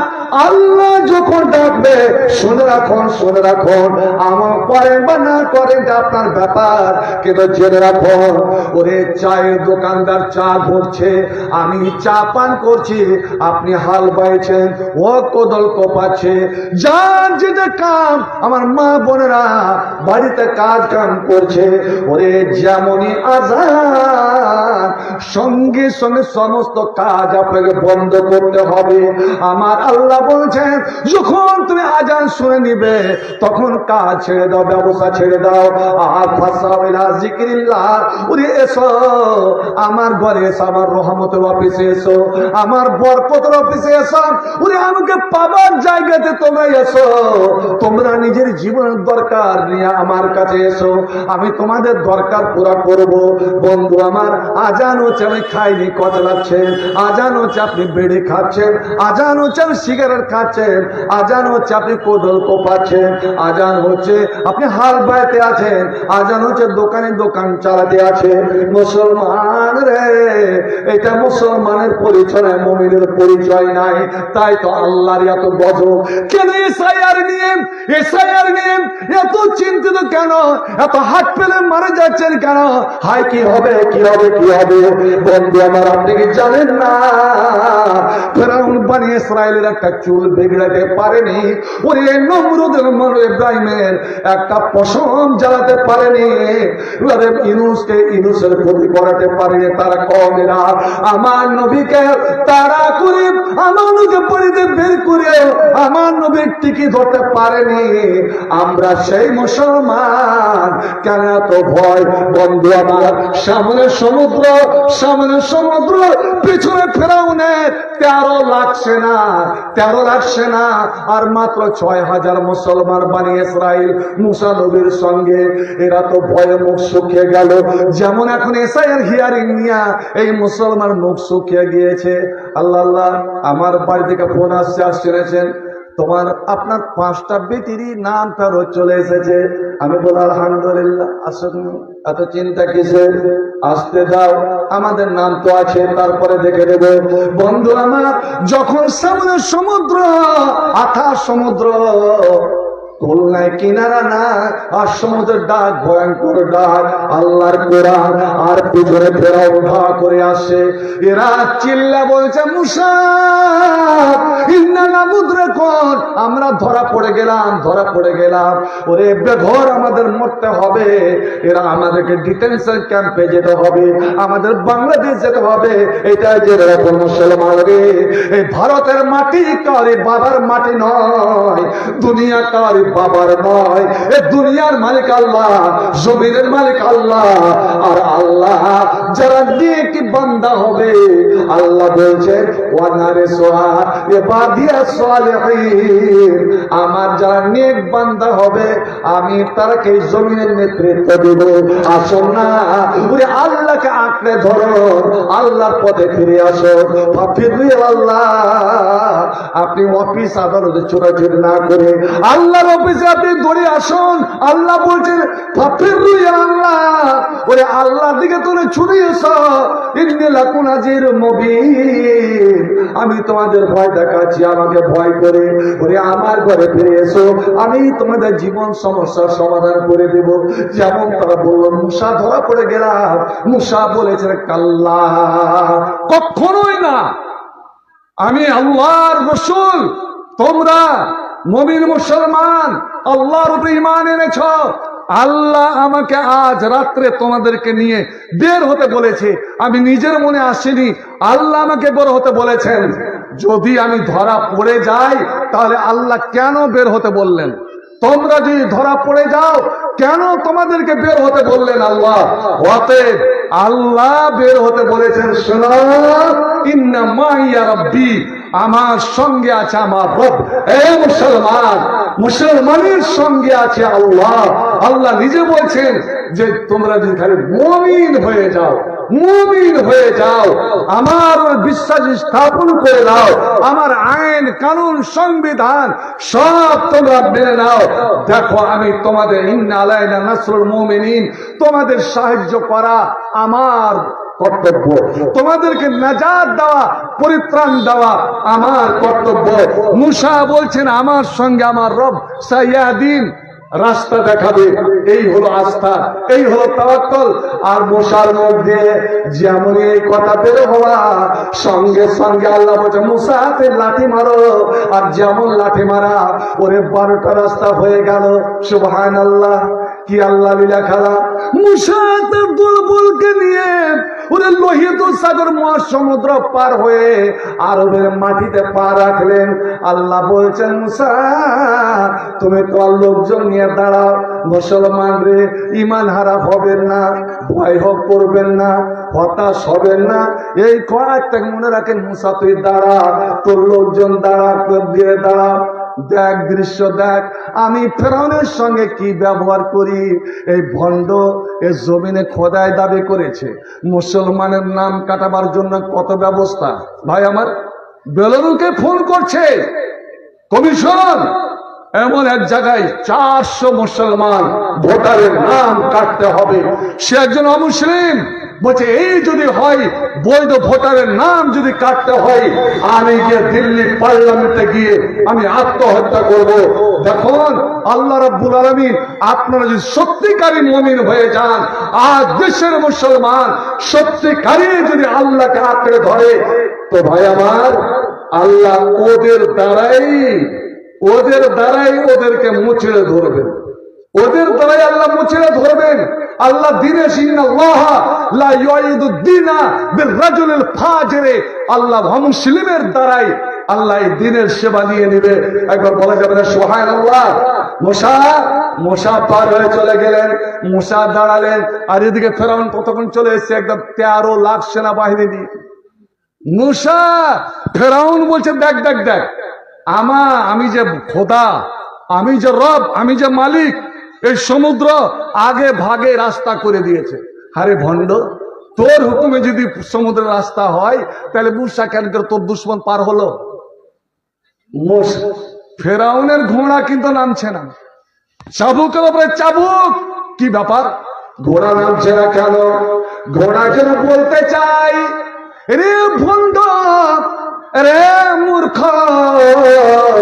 তুই বলছিস এই সমুদ্র আমাকে যাবার জন্য রাস্তা করে দিয়েছে মুসাকে দেখার জন্য, ধরার জন্য। না রে না রে হতভাগা, এটা মুসার রব আল্লাহ তোকে মারার এবং তোর লোকজনকে মারার ফাঁদ তৈরি করেছে রে। তুই মরবি মর, আমি তোর পাপে কেন মরবো? আমি নামবো না। অবশেষে বন্ধু আমার ফেরাউন দল বল নিয়ে সমুদ্রে ঝাঁপিয়ে পড়লো। আল্লাহ বলছেন সমুদ্রকে, এরে সমুদ্রের পানি এখনো তুই মিলিস না, এখনো মিলিস না, জরাকে যেতে দে, যেতে দে। আর যেমন মধ্য সমুদ্রে গিয়েছে, আল্লাহ বলে সমুদ্র তোর এবার কার্তাব দেখা। আল্লাহ কোরআনে বলছেন ফাগাশিয়া বলে মা গাশিয়া হম, সমুদ্রের পানি তাদেরকে চেপে ধরলো। বন্ধু আমার, এ তো কোরআনের কথা, আপনাদের শোনা কথা। আমার নবী যে বেরিয়ে গেলেন, তারা কি ধরতে পেরেছিল? ইব্রাহিমকে কি আগুনে পোড়াতে পেরেছিল? না না না, সেটা যদি হয়, আমার নবী সেই দিন বলেছিলেন, এ আবু বকর, আমার মাথার উপরে 12 জন কাফের দাঁড়িয়ে আছে, তারা যদি একবার ছাপড়ে নিজের পায়ের দিকে দেখে, আমাদের মাথা দেখা যাবে, আমাদেরকে ধরে ফেলে দিবে। কিন্তু তুই মনে করিও না যে আমরা 2 জন এখানে লুকিয়ে আছি। না লা তাজান, তুমি চিন্তা করিও না, ইন্নাল্লাহ মানা, আল্লাহ আমাদের সঙ্গে আছে। মুসলমান রে, নবী কি সুন্দর কথাটা বললে, এটা কোরআনের ভাষা, সূরা তাওবা। ইন্নাল্লাহ মানা, আল্লাহ আমাদের সঙ্গে, অর্থাৎ আল্লাহ আমার উম্মতের সঙ্গে। আমার উম্মত যখনই কোনো বিপদ আপদে পড়বে আর আল্লাহকে ডাকবে, তো আল্লাহ তাদেরই সঙ্গে আল্লাহকে তারা সঙ্গে পাবে। কেন এত হতাশ করছেন? কেন এত হতাশা হচ্ছেন? আসুন আল্লাহর। তো বন্ধু আমার, এবার আপনি কি বলবেন? ওয়াদেনি নামাজ, কাজ কাম ছেড়ে আপনার নামাজে যেতে হবে। আজান শুনে যদি আপনি কাজে লিপ্ত থাকেন, এটা আপনার হারাম। আপনার চায় বাড়ছে, আপনার আরাম।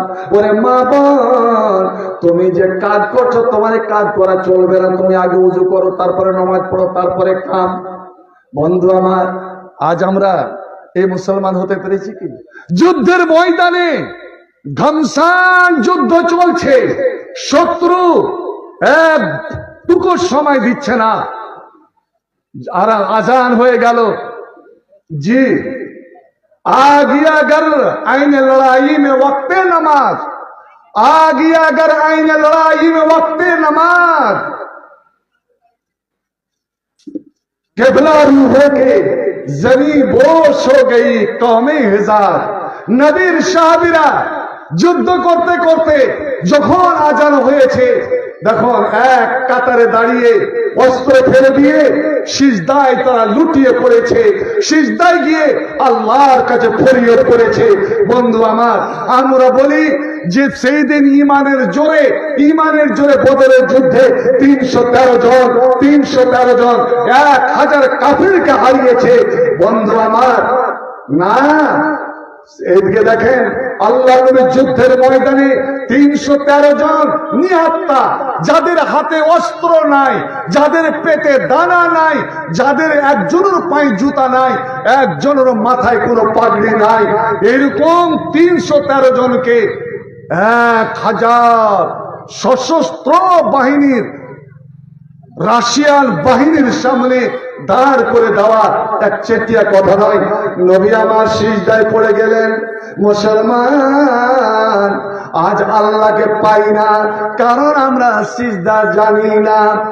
ওরে তুমি তোমার মাথা লুটাও, তুমি তোমার সিজদায় গিয়ে আল্লাহকে ডাকো, দেখি আল্লাহকে পাওয়া যায় কি যায় না। কারণ নবী আমার বলেছেন, ওরে মানুষ যখন সিজদায় যায় তো আল্লাহ এবং বান্দার মধ্যে ব্যবধান ঘটে যায়। আল কোরআনের সৈনিকই আমি, নেই তো পরাজয়।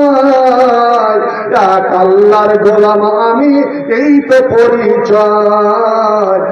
এক আল্লাহর গোলাম আমি, এই তো পরিচয়। এই দুনিয়ার ছবি নকল, এই দুনিয়ার ছবি নকল, আসল কিছু নাই। এক আল্লাহর গোলাম আমি, এই তো পরিচয়।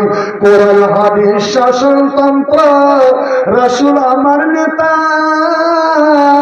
উৎসব আমার চির আমলার ইতিহাস বীর গাথা।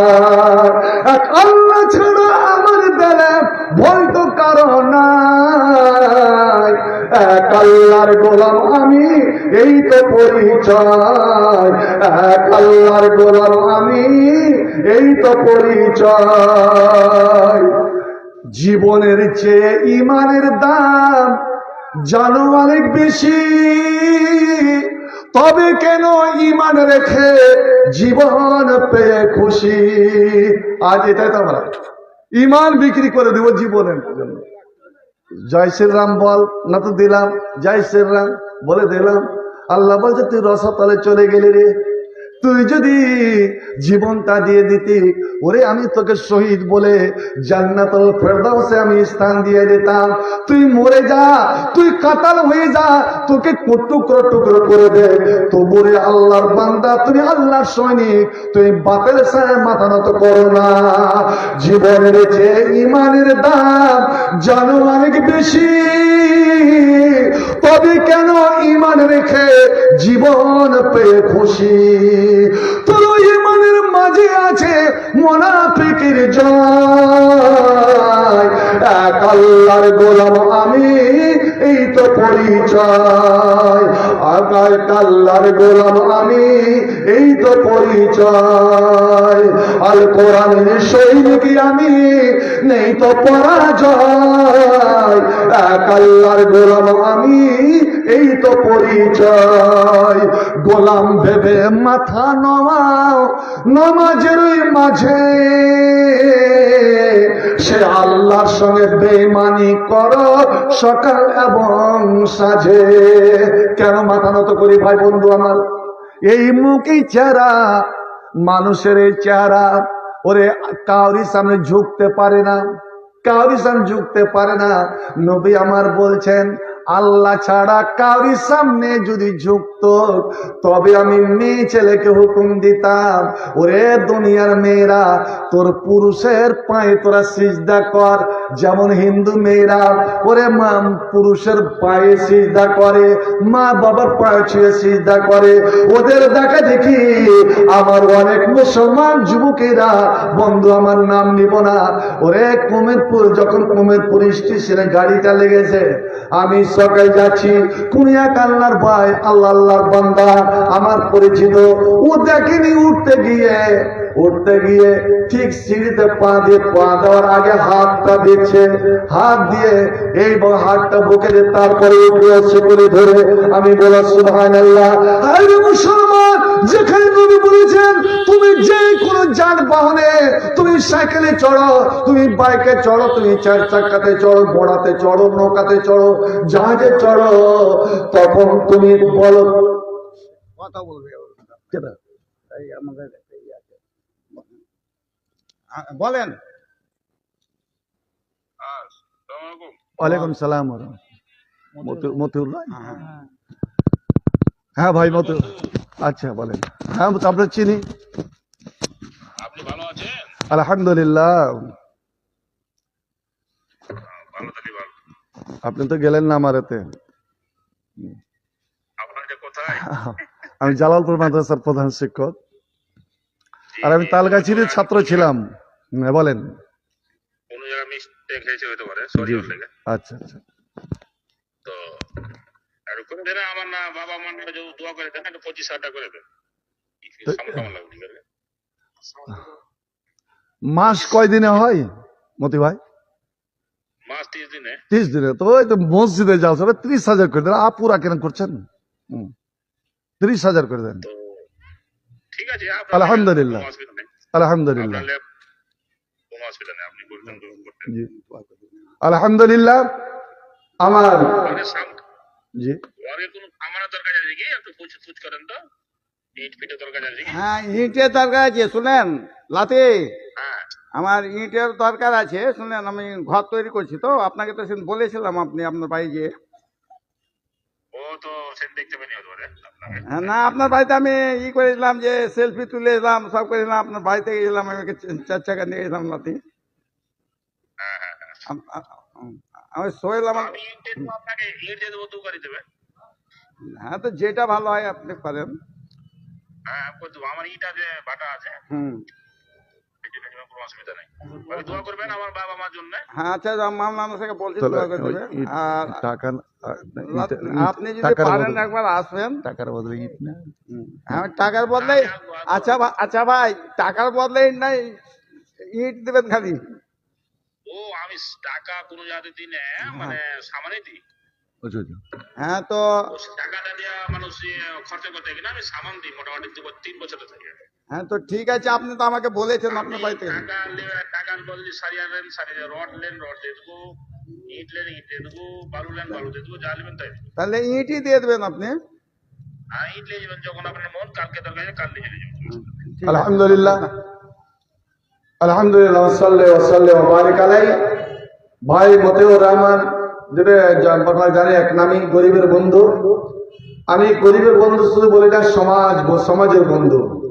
উনি 2 গাড়ি ইট দেওয়ার প্রতিশ্রুতি দিচ্ছেন। আল্লাহ রাব্বুল আলামিন ওনার এই দানকে যেন কবুল করেন। তার বাবা মা, দাদু দাদি, নানা নানি, আত্মীয় স্বজন যারা নীরব নগরে চলে গেছেন, আল্লাহ যেন তাদের আত্মার মাগফিরাত করেন, তাদের জান্নাতুল ফেরদাউস দান করেন। আল্লাহ ওনাকে, ওনার পরিবার যারা বেঁচে আছেন, আল্লাহ যেন সুখে রাখেন, শান্তিতে রাখেন। আল্লাহুম্মা সাল্লি আলাইহি ওয়া তাকাব্বাল আলাইহি, আল্লাহ তাকাব্বাল মিনহু বিকবুলিন হাসানিন ওয়াদখিলহুল জান্নাহ ওয়া কিহি মিন ফিতনাতিল কবরি ওয়া আযাবিন নার। রাব্বির হামহুমা কামা রাব্বায়ানি সাগীরা। আল্লাহ ইগফির লিল মুসলিমিন মুসলিমাত, আল্লাহ ইগফির লিল মুমিনিন ওয়াল মুমিনাত, আল্লাহ ইরহামুল আমওয়াত, ইন্নাকা মুজিবুদ দাওয়াত বিরহমাতিকা ইয়া আরহামার রাহিমিন। আমিন সুম্মা আমিন। আলহামদুলিল্লাহ। তো ভাই বেশি করে নেবো না, আমার এদিকে ব্যথা শুরু হয়ে গেছে। দুটো কথা হ্যাঁ বলছিলাম যে কারি সামনে যদি মাথা নত করা, ঝোঁকাটা যদি জায়েজ হতো, তাহলে নবী বলছেন আমি মেয়েদেরকে বলতাম যে সিজদা করো। আপনি কোনো কিছু কারি দেখে নকল করিয়েন না, সওয়ারিটা হাত দেন, কপালে দিবেন না। আপনি প্রথমে বিসমিল্লাহ বলে 3 বার আল্লাহু আকবার, 3 বার আলহামদুলিল্লাহ, তারপরে যখন চড়ে দিলেন, বরাবর হয়ে বসে গেলেন, সে বিমান হোক বা যে কিছু হোক, সুবহানাল্লাযী সাখারা লানা হাযা ওয়া মা কুন্না লাহু মুকরিনিন ইন্না ইলা রাব্বিনা লামুনকালিবুন। এই আয়াতটা পড়ে নেবেন। সুবহানাল্লাযী সাখারা লানা হাযা ওয়া মা কুন্না লাহু মুকরিনিন ইন্না ইলা রাব্বিনা মুনকালিবুন।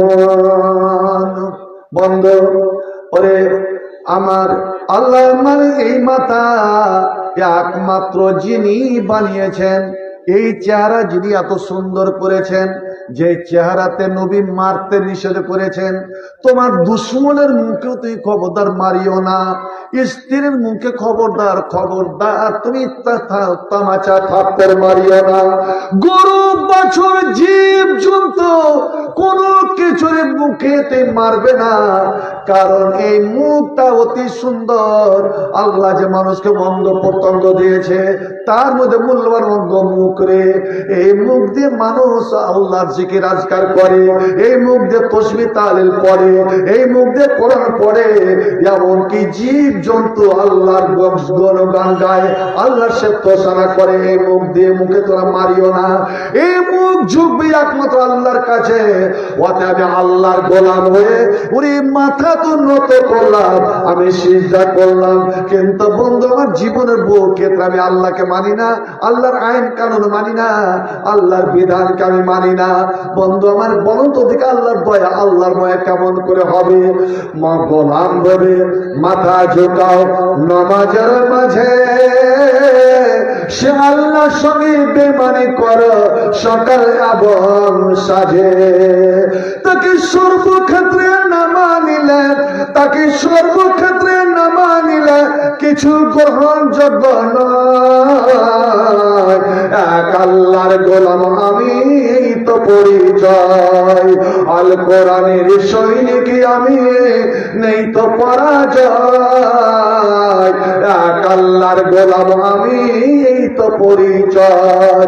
এই দুনিয়ার সবই নকল, এই দুনিয়ার সবই নকল, আসল কিছু না।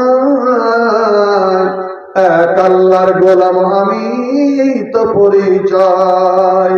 বলছিলাম মানুষের একটা পড়ে বলেছিল, আল্লাহ বলছেন তুমি তোমার পরিবার তোমার বাড়ির সকলকে নমাজি বানিয়ে দাও, তুমি নিজের নমাজের উপরে কায়েম থাকো, এতে যে কিছুটা কাজ কাম তোমার নষ্ট হলো।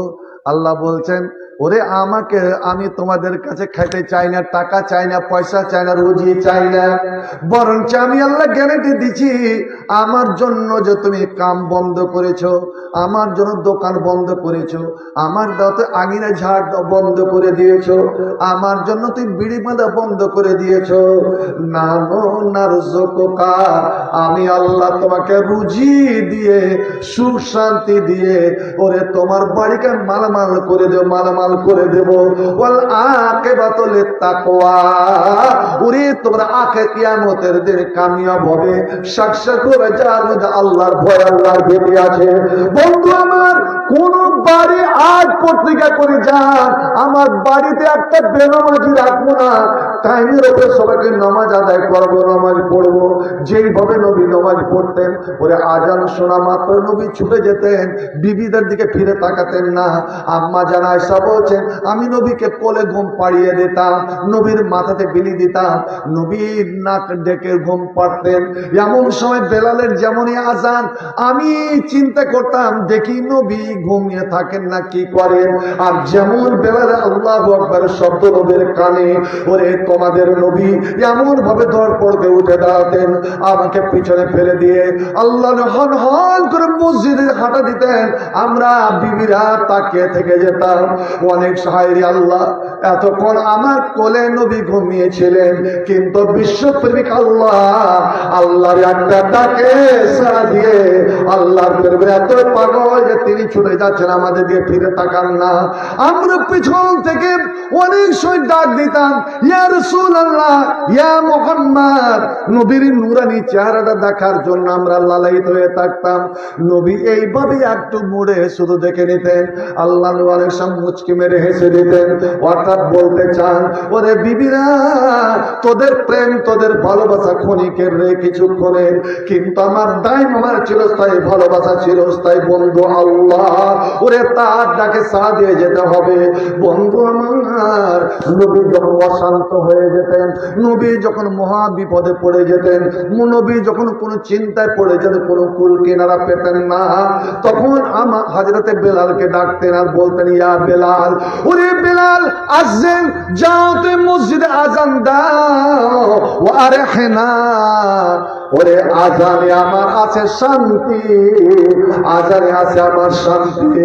আল্লাহ নিজে বলছেন, এ মুমিন মুসলমান, তোমাদের পেটে যখন খিদা লাগে তোমরা কত রং বেরঙের খাদ্য খাও, মেলাতে তোমরা কত রকমের মিষ্টি মিষ্টান্ন খাচ্ছ, মুখ দিয়ে খাচ্ছ, পেটে যাচ্ছে, আমার পায়খানা পেশা বেরিয়ে যাচ্ছে, এটা তো শরীরের খাদ্য রে। জীব জন্তু তো খায়, পশু পাখি তো খায়, যার জীব আছে, যার জান আছে, তার খাদ্য আছে, তাকে খেতে হবে। কিন্তু মানুষ, তোমার মধ্যে যে আর একটা জীব আছে, ওই জীবের খোরাক তুমি কি দিয়েছ বলো? সেটা হলো তোমার রুহ, তোমার জান। এ রুহের খোরাক কি তুমি তো জানো না। এ রু, তুমি ভাত খাও, রু তোমার ভাত খাই না। তুমি রুটি খাও, রু তোমার রুটি খাই না। ওরে তুমি মুরগা মশাল্লাম খাও, মুরগা মশাল্লাম খাবে না। ক্ষীর পোলা পাড়াতে যতই কিছু খাও, তোমার রু খাবে না, তোমার রুর খোরাক। আমি আগে বলেছিলাম, অনেক হাসাহাসি করলেন বন্ধু, একটা তসবিহ পড়ে, একটা দোয়া পড়েন তো, আপনাকে শিখিয়ে যাচ্ছে। নবী আমার বললেন, এই দোয়াটা আল্লাহর জমিনে, আসমানের নিচে, এই জমিনের উপরে যেসব মুসলমান বসবাস করছে, এরা যদি এই দোয়াটা একবার বলে অন্তর থেকে, তো আসমান জমিনের চেয়েও যদি তার গুনাহ বেশি হয়ে যায়, সমুদ্রের ফেনার থেকেও যদি তার গুনাহ বেশি হয়ে যায়, তো আল্লাহ এই দোয়ার বরকতে তার জীবনের সমস্ত গুনাহ মাফ হয়ে যাবে। একবার বলে যাবে নাকি সুবহানাল্লাহ? দোয়াটা পড়ুন তো, লা ইলাহা, লা ইলাহা ইল্লাল্লাহ আল্লাহু আকবার ওয়ালা হাওলা ওয়ালা কুওয়াতা ইল্লা বিল্লাহ। আপনি ফজর এবং মাগরিবের পরে কি 3 বার করে পড়তে পারবেন না? নবীর সহিহ হাদিস, তিরমিজি শরীফের হাদিস। ওরে তোমরা লোকান ইল্লা কুফরাতান খাতায়াহু ওয়ালা কান মিসলা জাবাদিল বারে, সমুদ্রের ফেনার চেয়ে যদি তোমার গুনাহ বেশি হয়ে যায়, তো আল্লাহ সমস্ত তোমার গুনাহ থেকে মিটিয়ে দিবে রে।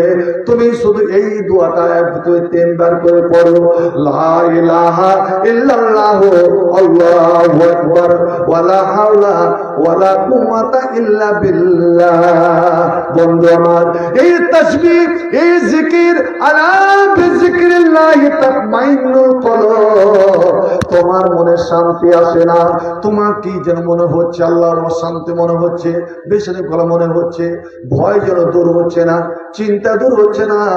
আপনি একবার মসজিদে যান তো, 2 রিকাত নামাজ পড়ে নিয়ে আল্লাহর ধ্যানে বসে যান, আর এই দোয়াটা বারবার পড়েন তো, আল্লাহ নাউযু বিকা মিনাল হাম্মে ওয়া আউযু বিকা মিনাল আজজে ওয়া আউযু বিকা মিনাল কাসলে ওয়া আউযু বিকা মিনাল জুবনে ওয়াল বুখলে ওয়া আউযু বিকা মিন জালাইদ দাইনি ওয়া গালাবাতির রিজাল। ওরে 7 বার আপনি পড়েন তো, 7 বার করে সকাল সন্ধ্যা আপনি পড়েন তো, আপনার জীবনের চিন্তা, দুঃখ, কষ্ট দূর হয় কি হয় না? আল্লাহ আপনার জীবন সমস্যার সমাধান করেন কি করেন না? আম্মা জান আয়েশা বলছেন, হাজিরা আম্মা জান আয়েশা বলছেন, নবী একদিন আমার ঘরতে বের হলেন, মসজিদের পার্শ্ব দিয়ে চলে যাচ্ছেন, এমন সময় একটা লোক নামাজ পড়ছে, সালাম ফিরার আগে তাশাহুদে বসে ও কিন্তু শুনিয়ে একটা দোয়া পড়ছে। যেমন দোয়াটা পড়া হয়েছে, নবী বললেন, কাদ গুফিরা লাহু, কাদ গুফিরা লাহু, কাদ গুফিরা লাহু ওয়া উস্তুজিবা লাহু। ওরে আল্লাহ মাফ করে দিলেন, আল্লাহ মাফ করে দিলেন, আল্লাহ মাফ করে দিলেন। আর এই দোয়াটা করার পরে আল্লাহর কাছে যা চাইলো আল্লাহ তা কবুল করে নিলেন। অর্থাৎ আল্লাহর কাছে কোনো কেউ যদি চাইতে চান, তবে এই দোয়াটা পড়ে আল্লাহর কাছে আমি চাহেন তো, আমার নবীর হাদিস মোতাবেক আল্লাহ দেয় কি দেয় না? কি দোয়া? হযরত আয়েশা বলছেন, আল্লাহর নবী চলে যাচ্ছেন, আর রাজুলান ইয়াতাশাহাদা, দেখলেন একটা মানুষ তাশাহুদে বসে আছে, ইয়াকুল, আর ওই লোকটা দোয়া পড়ছে। আল্লাহুম্মা, মনে মনে আমার সঙ্গে পড়বেন, আমি আস্তে আস্তে বলছি, আল্লাহুম্মা ইন্নী আসআলুকা, আল্লাহুম্মা ইন্নী আসআলুকা ইয়া আল্লাহ ওয়া ইন্নাকাল ওয়াহিদুল আহাদুস সামাদ আল্লাযী লাম ইয়ালিদ ওয়া লাম ইউলাদ ওয়া লাম ইয়াকুল লাহু কুফুওয়ান আহাদ, আন তাগফিরলি যুনুবি ইন্নাকা আনতাল গাফুরুর রাহিম। নবী কথা শুনে বললেন, ওরে তার মাপ হয়ে গেল, তার মাপ হয়ে গেল, তার মাপ হয়ে গেল এবং তার সমস্ত কবুল হয়ে গেল। এগুলো হচ্ছে রুহের খোরাক। আল্লাহ নবী নামাজ পড়ছেন, এমন সময় রুকু থেকে উঠে রব্বানা লাকাল হামদ বলতে হয়। একজন লোক সেটা ভুলে গিয়ে অন্য একটা দোয়া বলে দিয়েছে। লোকেরা এভাবে কান মারতে লেগেছে। নামাজ শেষ হলো, লোকটা তো ভয় পেয়ে গিয়েছে, আমি দোয়া তো অন্য দোয়া বলে দিয়েছি। আল্লাহ নবী ফিরলেন, ফিরে বলছেন, মানিল কাইলে হাজিল কালেমা, বলো তো হে তোমাদের মধ্যে এই দোয়াটা কে পড়েছে, এই দোয়াটা কে পড়েছে, হাত উঠাও। লোক ভয় পেয়ে গিয়েছে, লোকটা হাত উঠায় না। আল্লাহ নবী বললেন, বলো না, ভয় করে কিছু নাই, লজ্জা করে কিছু, শরম করে কিছু নাই, বলো এই দোয়াটা কে পড়েছে। ওই লোকটা বলছে, ফাকুল তা আনা ইয়া রাসূলুল্লাহ, ওগো আল্লাহর নবী, আমি এই দোয়াটা পড়ে নিয়েছিলাম, আমি ওই দোয়াটা কিছুক্ষণের জন্য ভুলে গিয়েছিলাম, ভুলে গিয়ে এই দোয়াটা পড়ে নিয়েছি। বন্ধু আমার, এই দোয়াটা কিন্তু সবারই মুখস্থ আছে, কিন্তু আমরা ব্যবহারের নিয়ম জানি না। আপনি উঠতে বসতে চলতে ফিরতে সকাল সন্ধ্যা খুতবাতে নামাজেও আপনি এই দোয়াটা পড়তে পারেন। যেমন লোকটা বললো, আনা ইয়া রাসূলুল্লাহ, ওগো আল্লাহর নবী, আমি এই দোয়াটা পড়েছি। নবী আমার বললেন, লাকাদ তাআজ্জাবতু, ওরে আমি এই জন্য তো অবাক হয়ে গিয়েছি, অবাক হয়ে গিয়েছি যে আসমানে একটা চটচট করে আওয়াজ হলো, আওয়াজ হলো। আমি জিবরিলকে বললাম, জিবরিল কিসের আওয়াজ? ও আল্লাহ, জিবরিল বললেন, ও আল্লাহর রাসূল, ও আল্লাহর হাবিব, আজ আপনার সাহাবাদের মধ্যে, এই নমাজীদের মধ্যে একজন এমন একটা কলেমা, এমন একটা দোয়া পড়েছে, ওই দোয়া পড়ার কারণে আল্লাহ খুশি হয়ে ফেরেশতাদেরকে বলেছেন, যত আসমানের গেট আছে, আসমানে যতটা গেট আছে, প্রত্যেক গেট মানকে আল্লাহ বলে দিলেন, ওরে জান্নাতে, ওরে আসমানের গেট মানেরা, তোমরা আসমানের যত দুয়ার আছে, যত গেট আছে, সমস্ত গেটকে খুলে দাও, সমস্ত গেটকে খুলে দাও। কেন খুলে দাও? আজ মদিনার মাটিতে, মদিনার মসজিদে আমার কোন নেক বান্দা এমন একটা দোয়া পড়েছে রে, যে আমি আল্লাহ খুশিতে আনন্দে, আমি আল্লাহ নিজে অবাক হয়ে গিয়েছি। এবং আর ওই দোয়ার বরকতে, যেমন বর্ষার সময় বর্ষা বর্ষে, আমি আল্লাহ আসমানের সমস্ত দুয়ার খুলে দিয়ে আমি মদিনার উপরে, আজ মদিনার মসজিদে আমি আমার রহমত বর্ষণ করবো। সুবহানাল্লাহ, রহমত বর্ষণ করবো। আজ নতুন সাবলি চকে মসজিদে কোন আল্লাহর বান্দা যদি নামাজে বসে ফজর সকাল সকাল সন্ধ্যা যদি এই দোয়াটা পড়ে, খুতবাতে দোয়াটা পড়ে, চলতে ফিরতে দোয়াটা পড়ে, ওরে ওটা দূরে নয়, আল্লাহ হতে পারে একজনের নেকির কারণে আল্লাহ গোটা আখিরাতের উপর আল্লাহ রহমত বর্ষণ করবে। আর আল্লাহর রহমত যদি পেলেন তো জীবনে আর কোনো ভয় নাই, কোনো ভীতি নাই, কোনো চিন্তা নাই। কোন নবী আমার বলেছেন, আল্লাহর রহমত ছাড়া কারো কোনো উপায় নাই।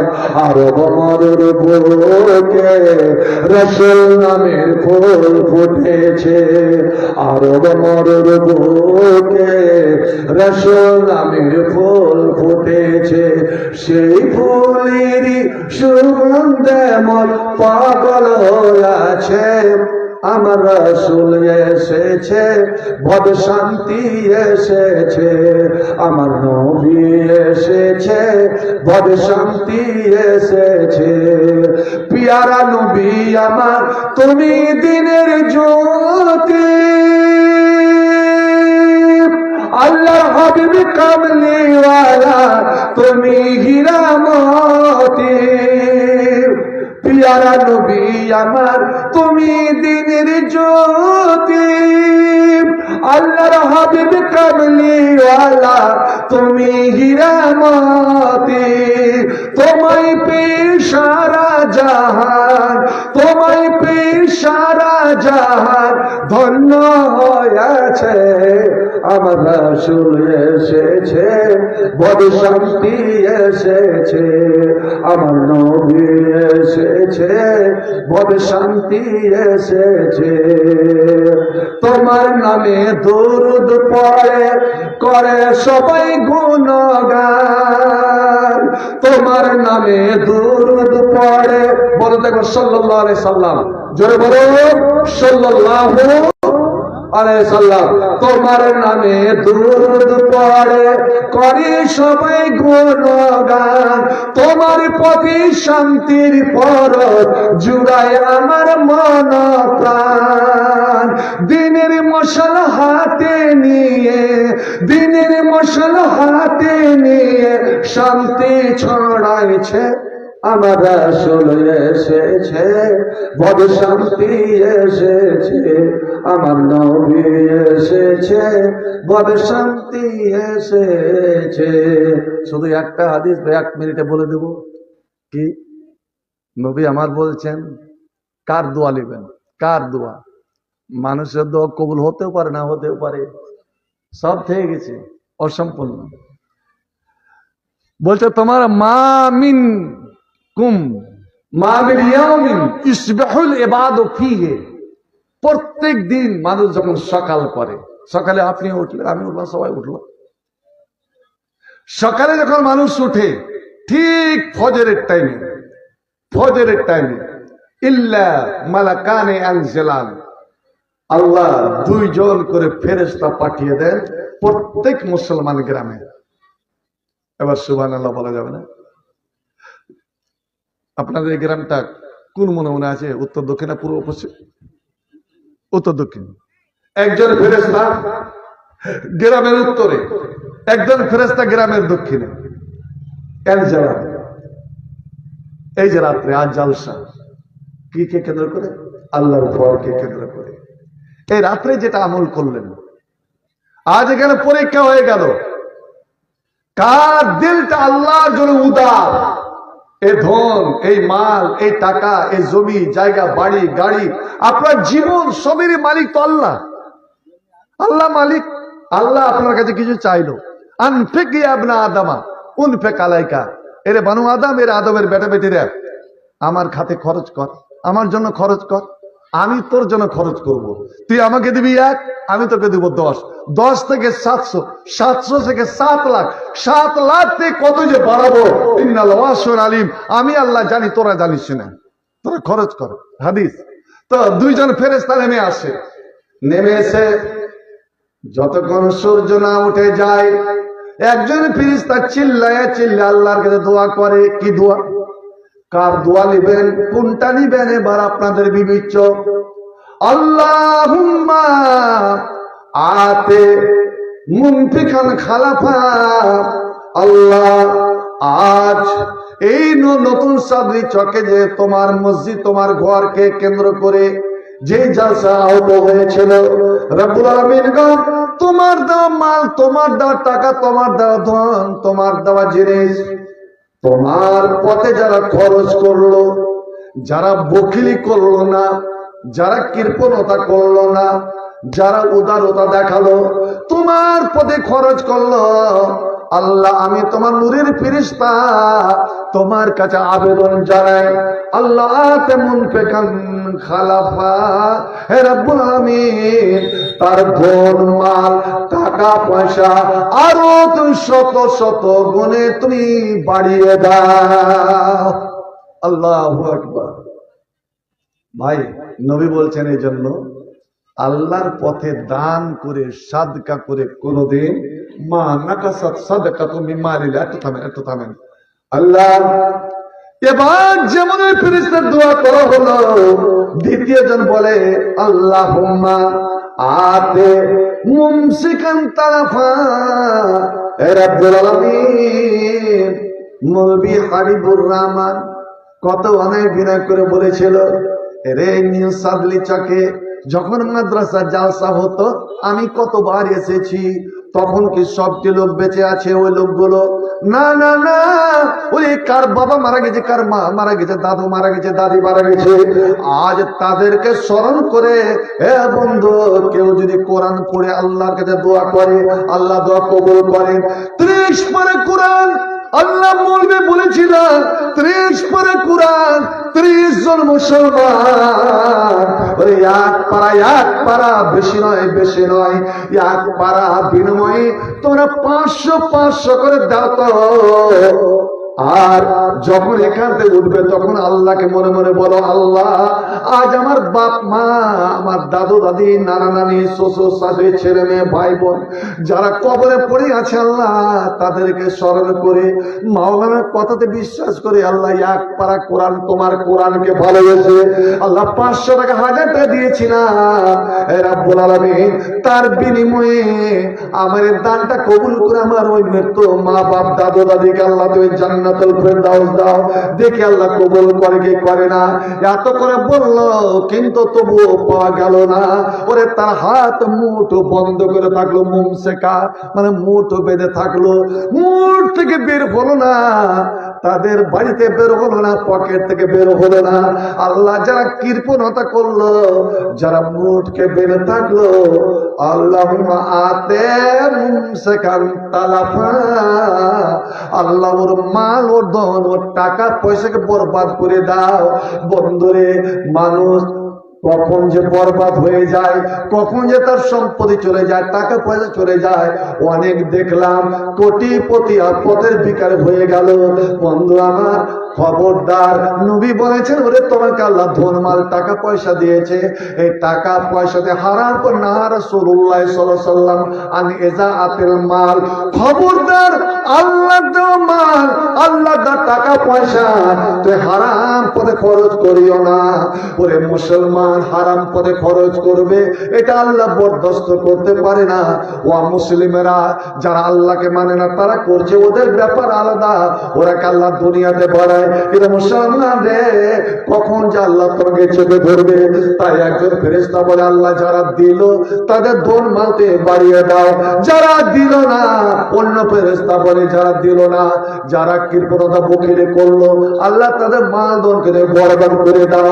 এবার আমি বলছি বন্ধু আমার, 30 পারা কোরআন কত কার কে মারা গেছে, অনেক দান করলেন। আসুন তো দেখি এই কোরআনের মোহব্বত, এই কোরআনের একটা আয়াত ইংরেজরা দেখেছিল, আর ইংরেজরা দেখে এই কোরআনকে তারা মিটাতে চেয়েছিল। এই আয়াত যতদিন থাকবে ওরে মুসলমানকে মিটানো যাবে না, মুসলমানকে মেটাও যাবে না। আল্লাহর প্রিয় ভালোবাসা আসমানের নিচে জমিনের উপরে সব থেকে আল্লাহর প্রিয় কালাম, আল্লাহর প্রিয় বাক্য হচ্ছে কোরআন। ওই কোরআনকে বিশ্বাস করে আসুন তো বন্ধু আমার, 30 পারা কোরআন আমি বেশি চাই না, এটা আপনার ব্যাপার, আপনি যদি দেন এটা আপনার ব্যাপার।